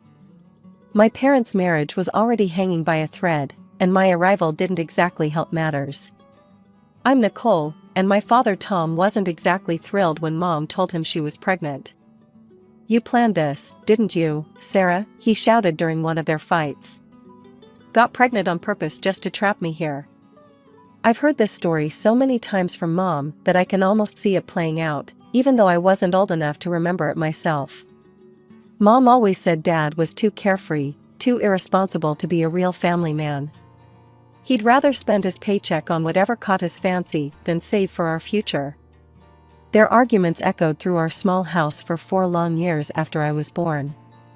Sometimes they were about money, sometimes about Dad's late nights out, sometimes about me. It seemed like everything was a trigger for another explosive fight. When I turned 5, they finally made it official and got divorced. Dad didn't stick around to see how that worked out. He just vanished. No goodbye, no forwarding address, not a single child support payment. It was like he'd never existed, except for the hole he left in our lives and Mom's growing bitterness. "Your father is nothing but a selfish coward," Mom would tell me whenever I asked about him. "A real man doesn't abandon his child." She'd get this hard look in her eyes every time his name came up, and eventually, I learned to stop asking. The only connection I had left to Dad's side of the family was my grandmother, Eleanor. She and Mom couldn't stand each other. Grandma Eleanor blamed Mom for the failed marriage, saying she'd pushed Dad away with her constant nagging about money and responsibility. Mom, in turn, couldn't even bear to be in the same room as Grandma. When it was time for my visits with Grandma Eleanor, Mom would drive me to her house, practically drop me at the doorstep, and leave without even stepping inside. But once inside, everything changed. Grandma Eleanor would wrap me in warm hugs and tell me stories about Dad when he was young. She'd run her fingers through my hair and smile softly. "You look just like your father, sweetheart," she'd say. "You have his eyes, his smile, even that little dimple when you laugh." 3 years passed in a blur of weekend visits to Grandma Eleanor's house, filled with cookies, stories, and the warmth I couldn't find at home. By the time I turned 8, I had settled into a routine of sorts, weekdays with Mom, who was still bitter about Dad, and those precious weekends with Grandma, who never stopped hoping he'd return. But everything changed one rainy Tuesday in October. Mom got a call that made her face turn pale. "Get your coat, Nicole," she said, her voice unusually quiet. "Grandma Eleanor wants to see us both. It's important." The drive to Grandma's house was different this time. Usually, Mom would just drop me off and speed away, but today she parked the car and actually walked with me to the door. Something was wrong, I could feel it in the heavy silence between us. Grandma Eleanor looked smaller somehow, lying in her bed with papers scattered around her. Her usually perfectly styled silver hair was messy, and her face had a grayish tinge that scared me. But she smiled when she saw us, reaching out her thin hands. "Sarah, Nicole, thank you for coming," she said, her voice weaker than I'd ever heard it. "Please, sit down. Both of you." Mom actually sat down without argument, which was when I knew this was really serious. Grandma Eleanor's lawyer, Mr. Peterson, was there too, standing quietly in the corner like a somber statue. "I need to discuss something important," Grandma said, looking first at me, then at Mom. "I'm not well, and I need to make sure everything is properly arranged." She paused to catch her breath. "My house and part of my savings will go to your Aunt Linda, Nicole. But I've set up something special for you." I remember playing with the hem of my sweater, not really understanding what was happening. Adult conversations about arrangements and papers always bored me, but I knew I was supposed to pay attention. "I'm creating an educational fund for Nicole," Grandma continued, her voice growing stronger as she spoke about her plans. It will cover her college expenses when she turns 18. Mr. Peterson here will manage it until then. Mom's posture changed at these words. She sat up straighter, her eyes widening slightly. I noticed her hands, usually fidgety with anxiety, grow still in her lap.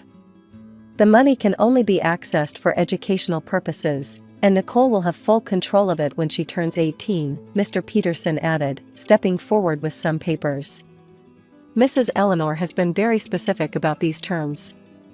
I sat there, swinging my legs back and forth, more interested in the pattern of the wallpaper than in what they were discussing. College seemed like something from another lifetime. I was more concerned about my upcoming spelling test and whether Jenny Martinez would invite me to her birthday party. Everything is arranged, Sarah, Grandma said, reaching for Mom's hand. For once, Mom didn't pull away. I want to make sure my granddaughter has opportunities, regardless of everything else. The unspoken mention of Dad hung in the air between them. After signing some papers and saying our goodbyes, Mom and I drove home in silence. But this silence felt different from our usual tense quiet. It was almost peaceful. As we pulled into our driveway, Mom turned to me with an expression I'd never seen before. Well, she said, a hint of a smile playing at her lips, it seems at least one person in your father's family turned out to be decent after all. I didn't fully grasp the significance of that day until much later. At 8 years old, all I knew was that Grandma Eleanor had done something nice for me, and for once, Mom wasn't angry about it. The concept of college money meant nothing to me then. I was more excited about the butterscotch candy Grandma had slipped into my pocket when we left. Grandma Eleanor passed away just a few weeks after our last visit. The funeral was small and quiet, and I noticed Mom actually shed a few tears, though she tried to hide them. With Grandma gone, it felt like the last bridge to my father's world had crumbled away. Life moved on, as it always does. Over the next 2 years, Mom started dating a guy named Robert. He seemed nice enough, he had a good job at a bank, drove a nice car, and always brought me small gifts when he came to visit. Mom smiled more when he was around, and I hadn't seen her smile like that in years. Then they decided to get married. I was 10 at the time, and the prospect of having a complete family again made my heart flutter with excitement. But the real news came when Mom told me Robert had a daughter my age named Ashley, who would be moving in with us. I remember jumping up and down, my mind filled with visions of sharing secrets, having sleepovers in the same room, and finally having someone to play with who wasn't just a school friend. After years of being an only child in a broken home, the idea of having a sister seemed like a dream come true. The day they moved in, I had decorated our shared room with welcome signs and laid out some of my favorite books and toys to share.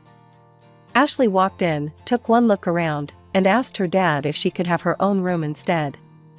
I don't want to share with her, she said, not even bothering to lower her voice. She's not really my sister. That was just the beginning. Ashley quickly staked her claim on Mom's attention. She'd curl up next to her on the couch during movie nights, pushing me to the side.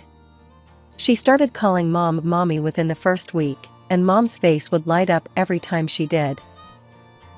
Mom, want to see my art project? I'd ask, holding up my drawing. In a minute, honey, Mom would reply, but that minute never came because Ashley would already be showing Mom her homework or telling her about her day. When I finally broke down and told Mom how I felt, her response cut deep. Don't be selfish, Nicole, she said, barely looking up from helping Ashley with her homework. Ashley lost her mother when she was very young. She needs extra attention and a woman's love. You should understand that. But what about my love? I wanted to scream. Instead, I just nodded and retreated to my newly silent room, where Ashley's empty bed served as a constant reminder that I wasn't enough, not for my father, and now, it seemed, not for my mother either. The changes in our family happened so gradually that at first, I barely noticed them. But looking back now, I can see how each small moment added up to create an ever-widening gap between me and my mother. It started with shopping trips. Mom would come home with bags full of designer clothes for Ashley, fancy jeans, brand name sneakers, cute tops from expensive stores. Meanwhile, I got my clothes from department store sales and discount outlets.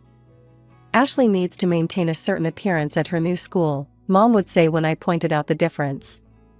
Besides, you're not as interested in fashion as she is.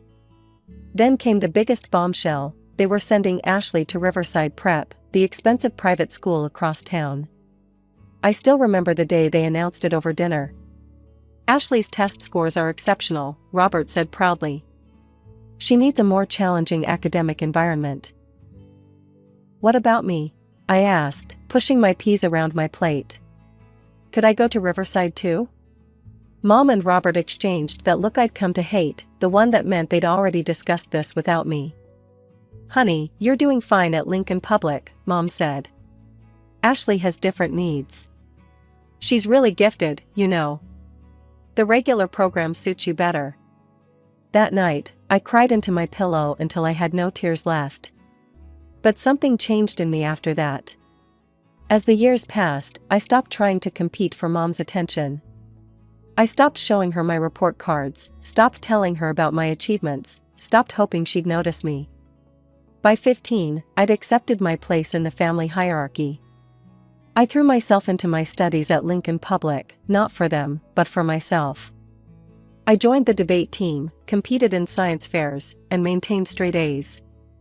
My teachers would write glowing comments on my papers: exceptional analysis, Nicole, outstanding work, you have a bright future ahead. Meanwhile, at home, dinner conversations revolved around Ashley's latest achievements at Riverside Prep.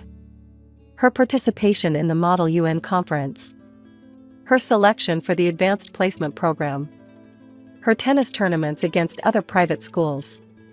Ashley's English teacher says she has real potential as a writer, Mom would gush. She gets straight A's without even trying, Robert would add proudly. I'd sit there quietly eating my dinner, thinking about my own straight A's, about how I'd just won first place in the regional science fair, about how my debate team coach wanted me to lead the team next year. But I kept these thoughts to myself. What was the point of sharing them? My achievements at a public school couldn't possibly compare to Ashley's private school accomplishments, at least not in their eyes.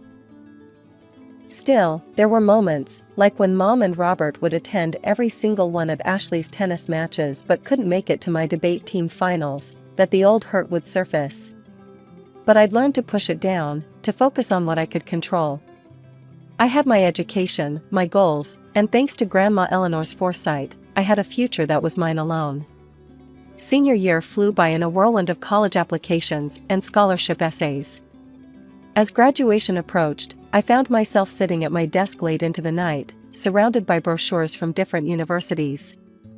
My grades had opened up a lot of possibilities. I was particularly excited about State University's full scholarship program and had already been pre-approved based on my academic record. You don't have to take the scholarship route, you know, my guidance counselor, Mrs. Martinez, had told me. With your grandmother's college fund, you could attend any school you want. But I had bigger plans for that money. I want to be smart about it, I explained to her. If I can get a full scholarship, I can save the fund for a down payment on a house after graduation. Mrs. Martinez had smiled at that.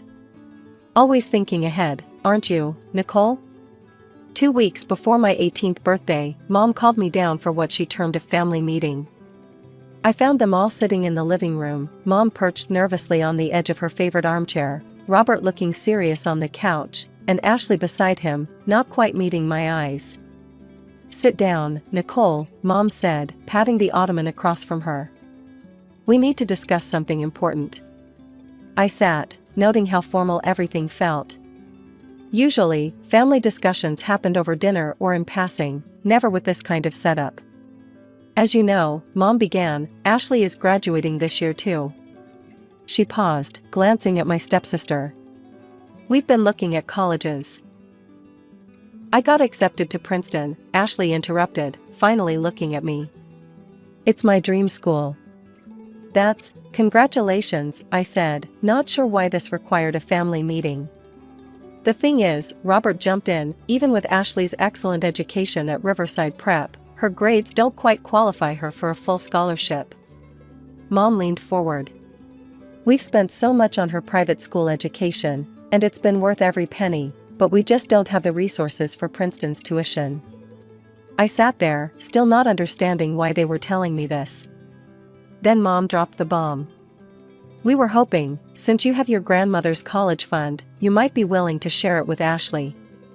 The room went silent. I stared at Mom, waiting for her to say she was joking. But her face remained serious, expectant even. Share my college fund? I repeated slowly. The one Grandma Eleanor set up specifically for my education? You're getting a full scholarship anyway, Ashley said, as if this justified everything. You don't even need the money. We're family, Mom added softly. Family helps each other. I sat there, feeling like I'd been punched in the gut. The college fund, my safety net, my future, my grandmother's last gift to me, they wanted me to hand it over to Ashley. The same Ashley who'd spent years making sure I knew I wasn't really family. The same Ashley who got everything while I got the leftovers. No, the word came out of my mouth before I could even process the full weight of what they were asking. Absolutely not. What do you mean, no? Mom's voice took on that sharp edge I'd grown to know so well. I mean no. This money was left to me by my grandmother. It's mine, and I'm going to use it for my future. Robert's face turned red. Do you hear how selfish she sounds, Sarah? This is exactly what I've been talking about for years. I couldn't help but let out a bitter laugh. Selfish? That's rich coming from you guys. Watch your tone, young lady, Robert snapped. You've always been jealous of Ashley. Always trying to compete with her, and now you're taking your revenge by denying her a chance at a good education. The absurdity of his statement made me laugh again, though there was no humor in it. Jealous? Of what exactly? Of how you've given her everything while treating me like an afterthought? And by the way, if she's as brilliant as you've always claimed, why didn't she earn a scholarship like I did? Ashley's face crumpled, and tears started streaming down her cheeks. She jumped up from the couch and ran upstairs, her dramatic exit punctuated by the slamming of her bedroom door. How dare you? Mom's voice was quiet, dangerous. How dare you be so cruel? Cruel? I'm being cruel? I stood up, my hands shaking. You're the ones trying to take away my college fund. Mom stood too, her face hard. Well, then, let me make this very clear. You have 2 weeks until your birthday to change your mind. If you don't agree to share that money with your sister, you can find somewhere else to live. The floor seemed to tilt under my feet. What? You're kicking me out? This is my house too. No, Nicole, it's not. Mom's voice was cold. This house is in my name. You'll be 18, an adult. I'm not legally obligated to support you anymore. I can't believe this, I whispered. I can't believe you're choosing her over me. Again. You're choosing money over family, Robert shot back. Family? I practically spat the word. When have you ever treated me like family? They had no answer for that. Instead, Mom just said, 2 weeks, Nicole. Think carefully about your choice. The next 3 days were like living in a ghost town where I was the only ghost. No one spoke to me at breakfast. My questions at dinner were met with silence. Ashley acted like I was invisible, and Mom and Robert treated me like an unwelcome houseguest who had overstayed their welcome. I ate my meals in my room, spent my free time at the library, and tried to make myself as scarce as possible. But every night, lying in my bed, I could hear them in the living room, talking, laughing, watching TV together. A happy family of 3, with no room for a 4th. For days after that disastrous family meeting, I called Mr. Peterson, my grandmother's lawyer. My hands were shaking as I dialed his number, but his warm, familiar voice helped calm my nerves. Nicole, I was just thinking about you. Your 18th birthday is coming up soon. Yes, Mr. Peterson, that's actually why I'm calling. I took a deep breath and told him everything, the demand for money, the ultimatum, all of it. He listened quietly until I finished, then cleared his throat. Those funds are legally yours to control the moment you turn 18, Nicole.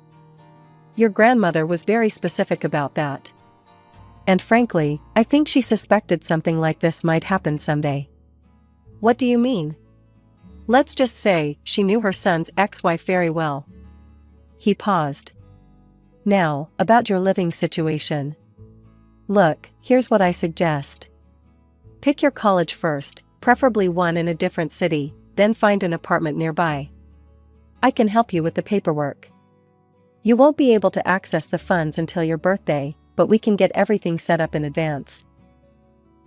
I spent that afternoon researching apartments near State University, where I'd already been accepted with a full scholarship. By evening, I'd found a small but decent place, just a 10-minute walk from campus.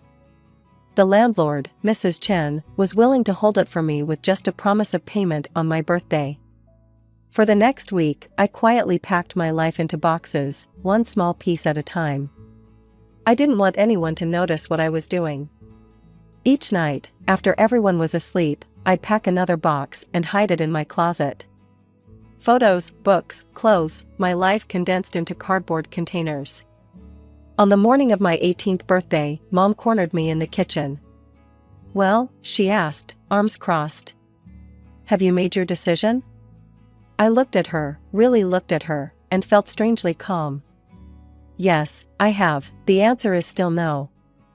Then you know what that means. Her voice was hard. I want you out of this house today. Okay, I said simply. I think my calm acceptance threw her off. She probably expected tears or begging. Instead, I went upstairs, got my pre-packed boxes, and called the taxi I'd scheduled the day before. 20 minutes later, I was turning the key in the lock of my new apartment. The first thing I did was call Mr. Peterson, who had all the paperwork ready. By noon, I had access to my grandmother's fund. By 1 o'clock, I'd paid my first month's rent and security deposit to Mrs. Chen. That afternoon, I walked to the local coffee shop where I'd applied for a job the week before. The manager, Mike, had already agreed to hire me for the summer before college started. My apartment was small, just a studio with a kitchenette, but it was mine. That night, as I sat on my newly purchased air mattress, eating takeout and watching the sunset through my single window, I felt something unexpected: freedom. 2 weeks into my new life, I was scrolling through Facebook during my coffee shop break when my phone started buzzing with notifications. Friends from high school were messaging me, "Have you seen your mom's post? Are you okay? What's going on?" With shaking hands, I pulled up Mom's page and there it was, a long, dramatic post about ungrateful children and family loyalty. "My daughter has broken our hearts," she wrote. "After everything we've done for her, she selfishly refused to help her sister get a college education. Instead, she's hoarding money from her grandmother while her sister's dreams are put on hold. I never thought I'd raise such a selfish, heartless child." The comments below were worse. Relatives I barely knew were chiming in, "How could she be so ungrateful? Family should come first. What a spoiled brat." I sat there in the break room, my coffee getting cold, as anger and hurt battled inside me. Then something snapped. If Mom wanted to air our dirty laundry on social media, fine. Let's tell the whole story. I opened my laptop and started typing. Since my mother has chosen to make our private family matters public, let me share my side of the story. Yes, I refused to give my stepsister my college fund, money that my grandmother specifically left for my education. What my mother forgot to mention is that she gave me an ultimatum: either give up my inheritance or get kicked out of the house. On my 18th birthday, she followed through on that threat. I was forced to move out because I wouldn't give away money that legally belonged to me. For years, I watched as my stepsister got private school education while I went to public school. I watched as she got expensive clothes while I got department store leftovers. I worked hard, got straight A's, and earned a full scholarship to college, something I'm proud of. But apparently, that wasn't enough. They wanted my inheritance too.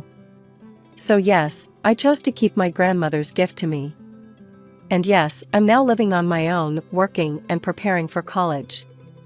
But I didn't choose this situation, my mother did when she kicked her own daughter out on her birthday. I hit post and went back to work. By the time my shift ended, the response was overwhelming. Former teachers, neighbors, even some of Mom's old friends were commenting with messages of support. People who'd known our family for years started sharing stories of how they'd noticed the favoritism but never said anything. My phone rang that evening. Mom's name flashed on the screen. "How dare you?" she hissed when I answered.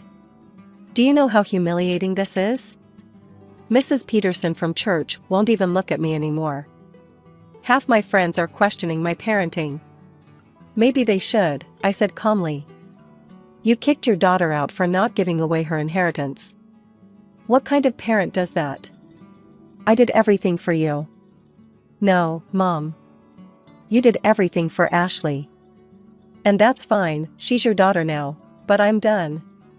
Goodbye, Mom." I hung up and blocked her number. Then I blocked her on all social media, along with Robert and Ashley. It was surprisingly easy, like cutting away dead weight I'd been carrying for years. Now I'm in my first semester at State University, studying business management. My small apartment feels more like home every day. Sometimes I think about them, Mom, Robert, and Ashley, but those thoughts come less and less often. Grandma Eleanor's picture sits on my desk, and sometimes I swear she's smiling at me with pride. She knew, somehow, that I'd need this money not just for education, but for freedom. She gave me the means to choose my own path, and I'll never forget that.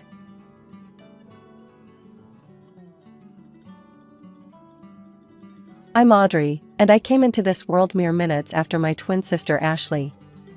Those few minutes might as well have been years, given how differently our lives would unfold. Our parents, Linda and Robert Matthews, lived in a suburban house in Connecticut.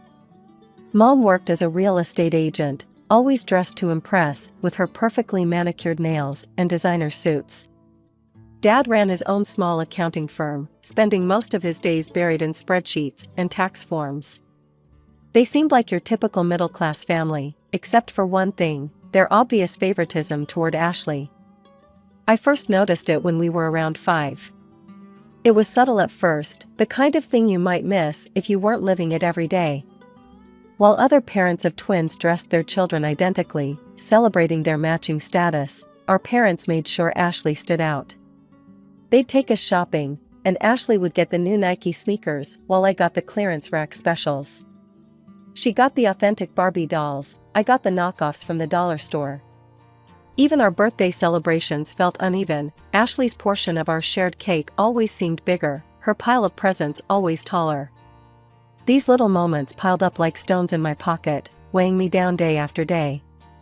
When Ashley got her ears pierced at 6, I wasn't even asked if I wanted mine done too.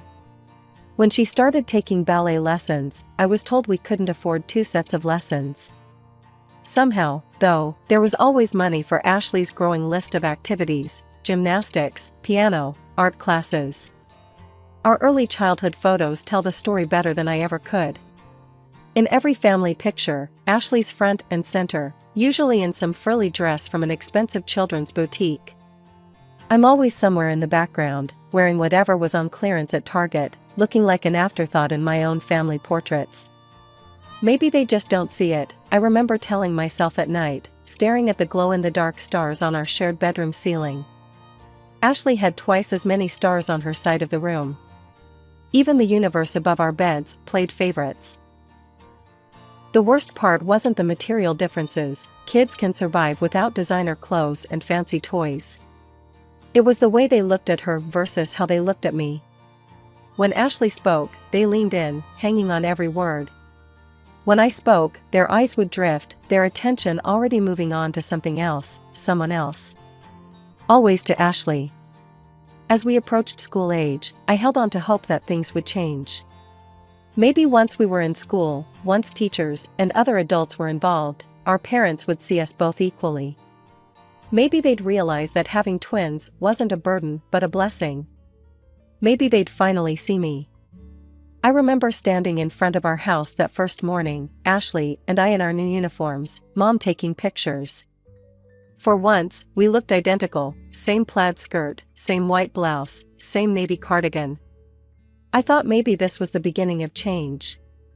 Girls, smile, Mom called out, but her eyes were fixed on Ashley. Ashley, honey, tilt your head a little to the right. Perfect. The familiar ache in my chest returned. Even in identical clothes, she found ways to make Ashley shine brighter. Our classroom was bright and cheerful, with alphabet charts on the walls and tiny desks arranged in neat rows. Mrs. Thompson, our teacher, sat us alphabetically, Matthews and Matthews, side by side. I was thrilled. Finally, someone who would treat us the same. But after school, the old patterns emerged stronger than ever. Mom's silver SUV would pull up to the curb, and what happened next became a daily routine that felt like a twist of the knife. Audrey, go straight home and start your homework, Mom would say, barely looking at me as I climbed out of the car. Then she'd turn to Ashley with a bright smile. Ready for dance class, sweetheart? Off they'd go, to ballet on Mondays, piano on Tuesdays, art class on Wednesdays, gymnastics on Thursdays, and drama club on Fridays. I'd watch them drive away, then walk into our empty house, the silence my only companion. I threw myself into my studies, thinking that maybe, just maybe, if I got perfect grades, they'd notice me. I'd sit at the kitchen table, methodically working through math problems, practicing my spelling words, reading ahead in our textbooks. The house would stay quiet for hours, until I'd hear the garage door open and their voices floating in, Ashley chattering about her latest achievement, Mom's proud responses echoing through the halls. Mom, I got an A+ on my history test, I said one evening, holding up my paper. That's nice, dear, she replied distractedly, helping Ashley unpack her dance bag. Ashley, show Dad the new routine you learned today. I kept trying. Every perfect score, every teacher's praise, every gold star, I collected them like precious gems, hoping one day they'd be enough to make my parents' eyes light up the way they did for Ashley. Then came the night that changed everything. I was 12, heading to the kitchen for a glass of water after finishing my homework. Their voices drifted up from the den, where they often sat after Ashley went to bed. I normally ignored their late-night conversations, but something made me stop this time. Sometimes I wonder if we made a mistake, Dad was saying, his voice heavy with something I couldn't identify. What do you mean? Mom asked. Having twins. Ashley would have been enough. She's everything we could want in a daughter. But two of them. I know what you mean, Mom sighed. Ashley's special. She's meant for great things. But Audrey, she's just there. We would have been fine with just Ashley. The glass slipped from my hand, but I caught it before it could shatter. I wished I could catch my heart just as easily. In that moment, everything crystallized.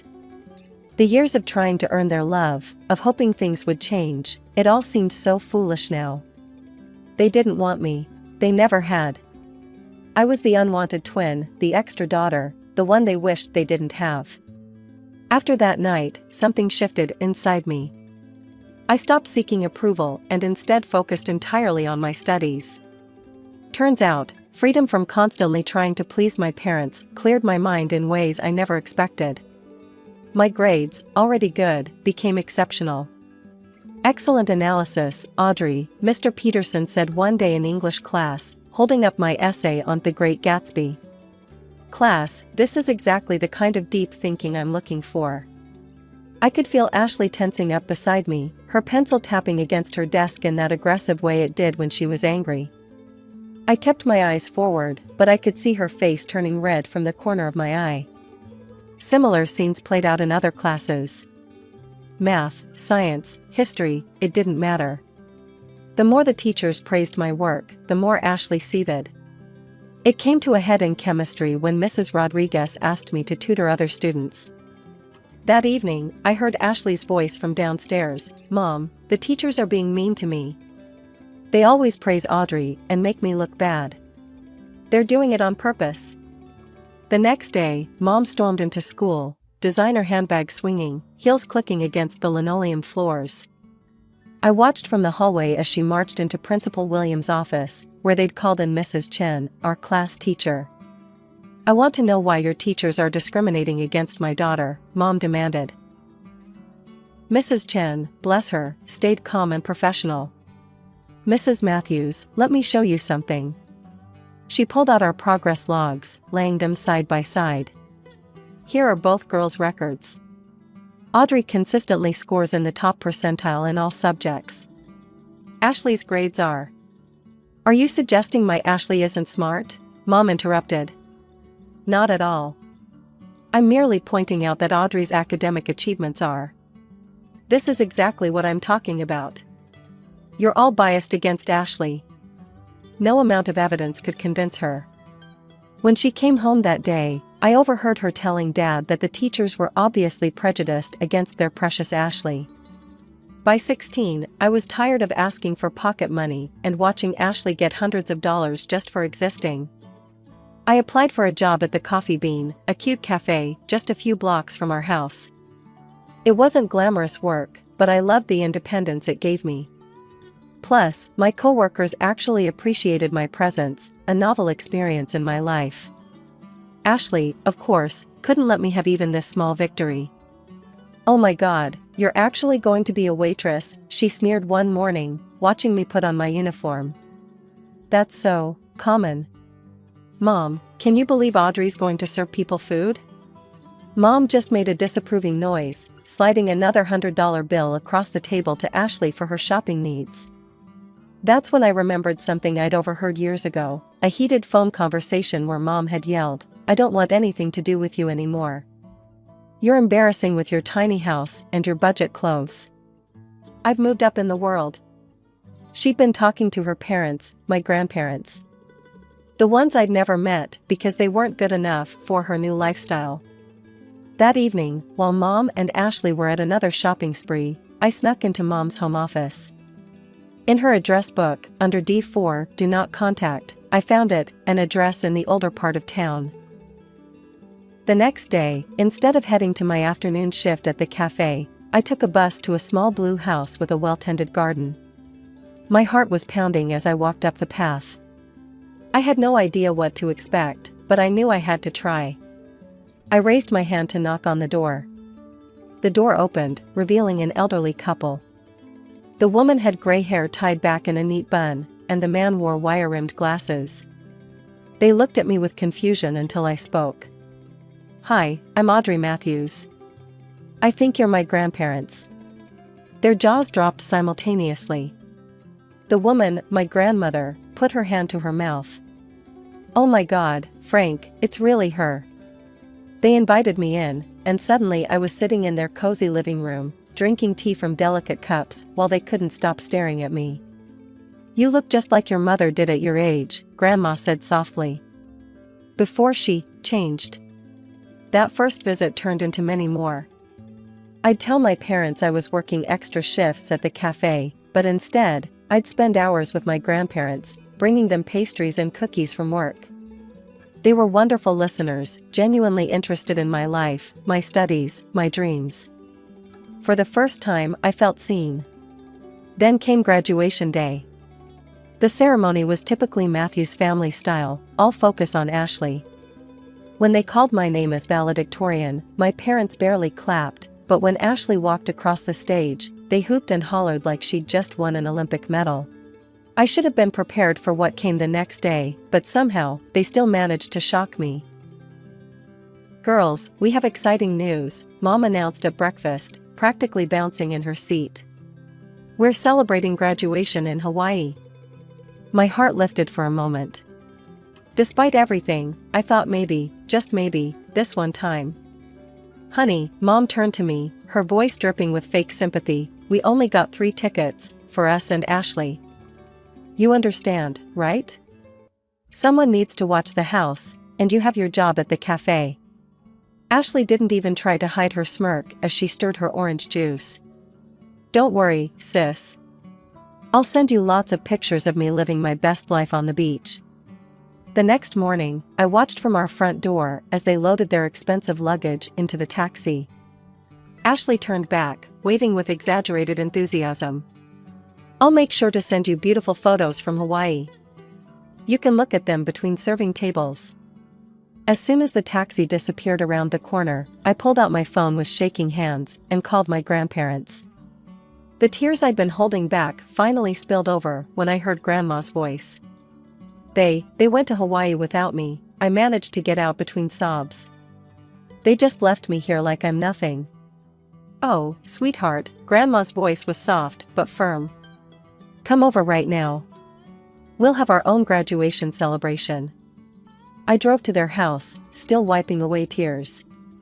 As I turned onto their street, I noticed something unusual, a brand new Mercedes C-Class sedan parked in their driveway, gleaming in the summer sun. It looked completely out of place next to their modest home. Whose car is that? I asked as I walked up to their front porch. Grandpa's eyes twinkled as he held up a set of keys. Yours. Happy graduation, Audrey. I stood there, mouth open, sure I'd misheard him. What? But how? I thought. Sit down, dear, Grandma patted the porch swing. We have something to tell you. They explained how, after Mom cut ties with them, they'd invested their modest savings in several tech startups. Those investments had paid off spectacularly, but they'd chosen to keep living simply in their familiar home. Your mother left us because she thought we were too poor, too beneath her, Grandpa said, shaking his head. The irony is, we're probably wealthier than she is now. We just don't feel the need to show it off. We've been waiting for the right moment to help you, Grandma added. And this seemed perfect. I hugged them both, overwhelmed by their generosity and love. They ushered me inside, where they'd prepared a beautiful graduation lunch. The table was set with their best china, and a congratulations graduate banner hung across the dining room. Over homemade lasagna and garlic bread, they asked about my college plans. Actually, I said, feeling proud, I got accepted to Princeton with a full academic scholarship. I start in the fall. Their faces lit up with genuine joy, so different from my parents' lukewarm reaction when I'd told them. That's wonderful, Grandma exclaimed. But what about housing? The scholarship covers that? Well, I was planning to live in the dorms. Nonsense, Grandpa cut in. We'll get you a nice apartment near campus. Something safe and comfortable where you can focus on your studies. Just then, my phone buzzed. It was Ashley, sending a photo of herself lounging on a Hawaiian beach, captioned, "Wish you were here, not." I looked at the message, then at my grandparents' loving faces, then at the keys to my new car sitting next to my plate. For the first time in my life, I didn't feel like the lesser twin. 2 weeks crawled by. I spent my days working at the cafe, visiting my grandparents, and preparing for college. Each evening, my phone would buzz with another notification, Ashley posing on different beaches, dining at expensive restaurants, or lounging by infinity pools. Each photo was accompanied by increasingly obnoxious captions, "Living my best life while someone serves coffee. This is what success looks like. Some people vacation in Hawaii, others just dream about it." Then came the day of their return. I was in the living room, pretending to read a book while watching through the window. The taxi pulled up, and I couldn't help but smile as I saw their reactions unfold in slow motion. Mom noticed it first. She stopped so abruptly that Ashley walked right into her, dropping her designer beach bag onto the concrete driveway. Dad, struggling with their expensive matching luggage set, nearly tripped over them both. "What is that?" Mom's voice carried through the front window, high-pitched and sharp. She was pointing at the Mercedes as if it might bite her, her perfectly manicured finger trembling slightly. Is that a new C-Class?" Dad stammered, his jaw hanging open. "The latest model?" I took my time walking to the front door, enjoying every second of their confusion. Their tan seemed to pale with each step I took. When I stepped onto the porch, they all turned to stare at me like they were seeing a ghost. "Whose car is that?" Dad demanded, his face red from both the Hawaiian sun and shock. I twirled the keys around my finger, the way Ashley always did with her designer purse straps when she was showing off. "Mine." Ashley let out a bark of laughter, but I could hear the uncertainty in it. Yeah, right. Like you could afford that on your waitress salary. What did you do? Steal it? Rob the cafe? Or are you just parking it for some rich customer? Actually, I said, savoring each word like the expensive chocolates they'd never shared with me, it was a graduation gift. From Grandma and Grandpa. The color drained from Mom's tanned face so fast I thought she might faint. What? You know, your parents? The ones you were too embarrassed to talk to because they were too poor? Those grandparents. Dad turned to Mom so fast I thought he might get whiplash. Linda, call your parents. Right now. His voice had that same demanding tone he used when ordering at restaurants. Mom's hand shook as she pulled out her phone, her French manicure catching the sunlight. She didn't even bother with pleasantries when Grandma answered, putting the phone on speaker without realizing it. Where did you get the money for that car? She demanded, her voice echoing in our front yard. I could hear Grandma's voice through the phone, calm and slightly amused. Oh, hello to you too, dear. Enjoying your expensive vacation? I saw all the lovely photos Ashley posted. The Royal Hawaiian Hotel looks lovely this time of year. Don't change the subject. How could you afford to buy Audrey a Mercedes? Well, sweetheart, Grandma's voice dripped with satisfaction, it seems you underestimated us. Those embarrassing parents you were so ashamed of? We're quite comfortable now. More than comfortable, actually. We're rich. Mom's entire demeanor changed instantly, her voice becoming syrupy sweet. Mom, I've been thinking, maybe it's time we put the past behind us. Family is so important, after all. Is it? Grandma's voice was cool. Of course. And speaking of family, Mom's eyes darted to Ashley, who was already preening. You have another granddaughter who would love to get to know you. She could really use a nice car too, maybe even something a little more special? Grandpa's laugh crackled through the speaker. You mean the granddaughter you just took to Hawaii while leaving Audrey alone? That granddaughter? Mom's face flushed. That's not. I mean, look, as grandparents, you should treat the girls equally. They're the same age, after all. It's only fair they get the same gifts. Equally? Grandma's voice turned sharp. That's rich coming from you, Linda. Parents should love their children equally too. But that hasn't been the case in your household, has it? The line went dead. Mom stared at her phone for a moment before turning to me, her expression hardening. Audrey, you need to give that car to your sister. Excuse me? I couldn't believe what I was hearing. Ashley needs a good car for college, Dad jumped in. She got accepted to State University. She needs reliable transportation. You're just working at that cafe, you don't need anything this fancy. Ashley was already walking toward the Mercedes, hand outstretched. Give me the keys, sis. You know, I'll look better driving it anyway. I laughed. I couldn't help it. The sheer audacity of it all was just too much. This is my car, I said firmly. And I'm not giving it to anyone. Dad stepped forward, his face red with anger. If you don't give that car to your sister right now, you can get out of this house. Funny you should say that, I said, walking to the Mercedes. I popped the trunk, revealing my packed suitcases and boxes. I'd been ready to leave for days. Their mouths hung open as I pulled an envelope from my purse and held it up.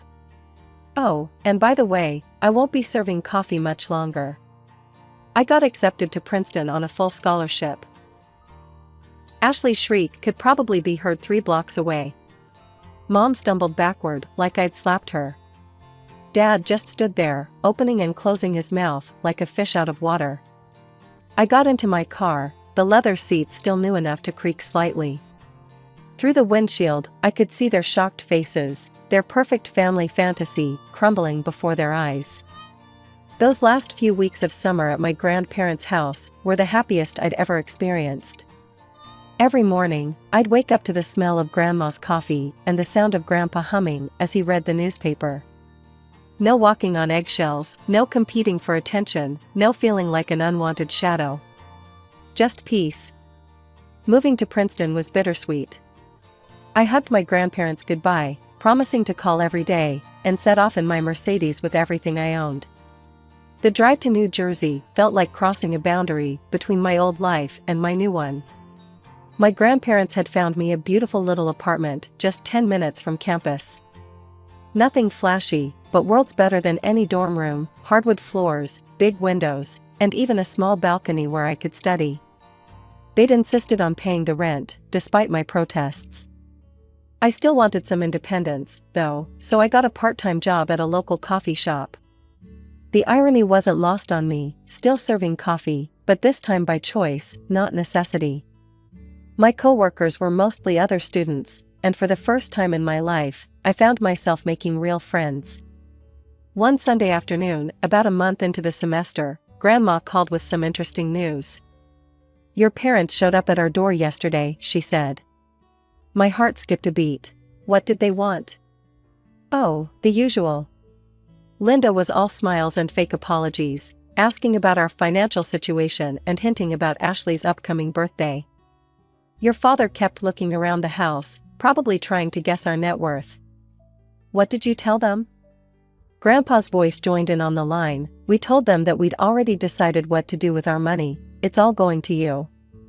I could picture their faces. How did they take that? Let's just say Linda's smile didn't look so genuine after that, Grandma chuckled.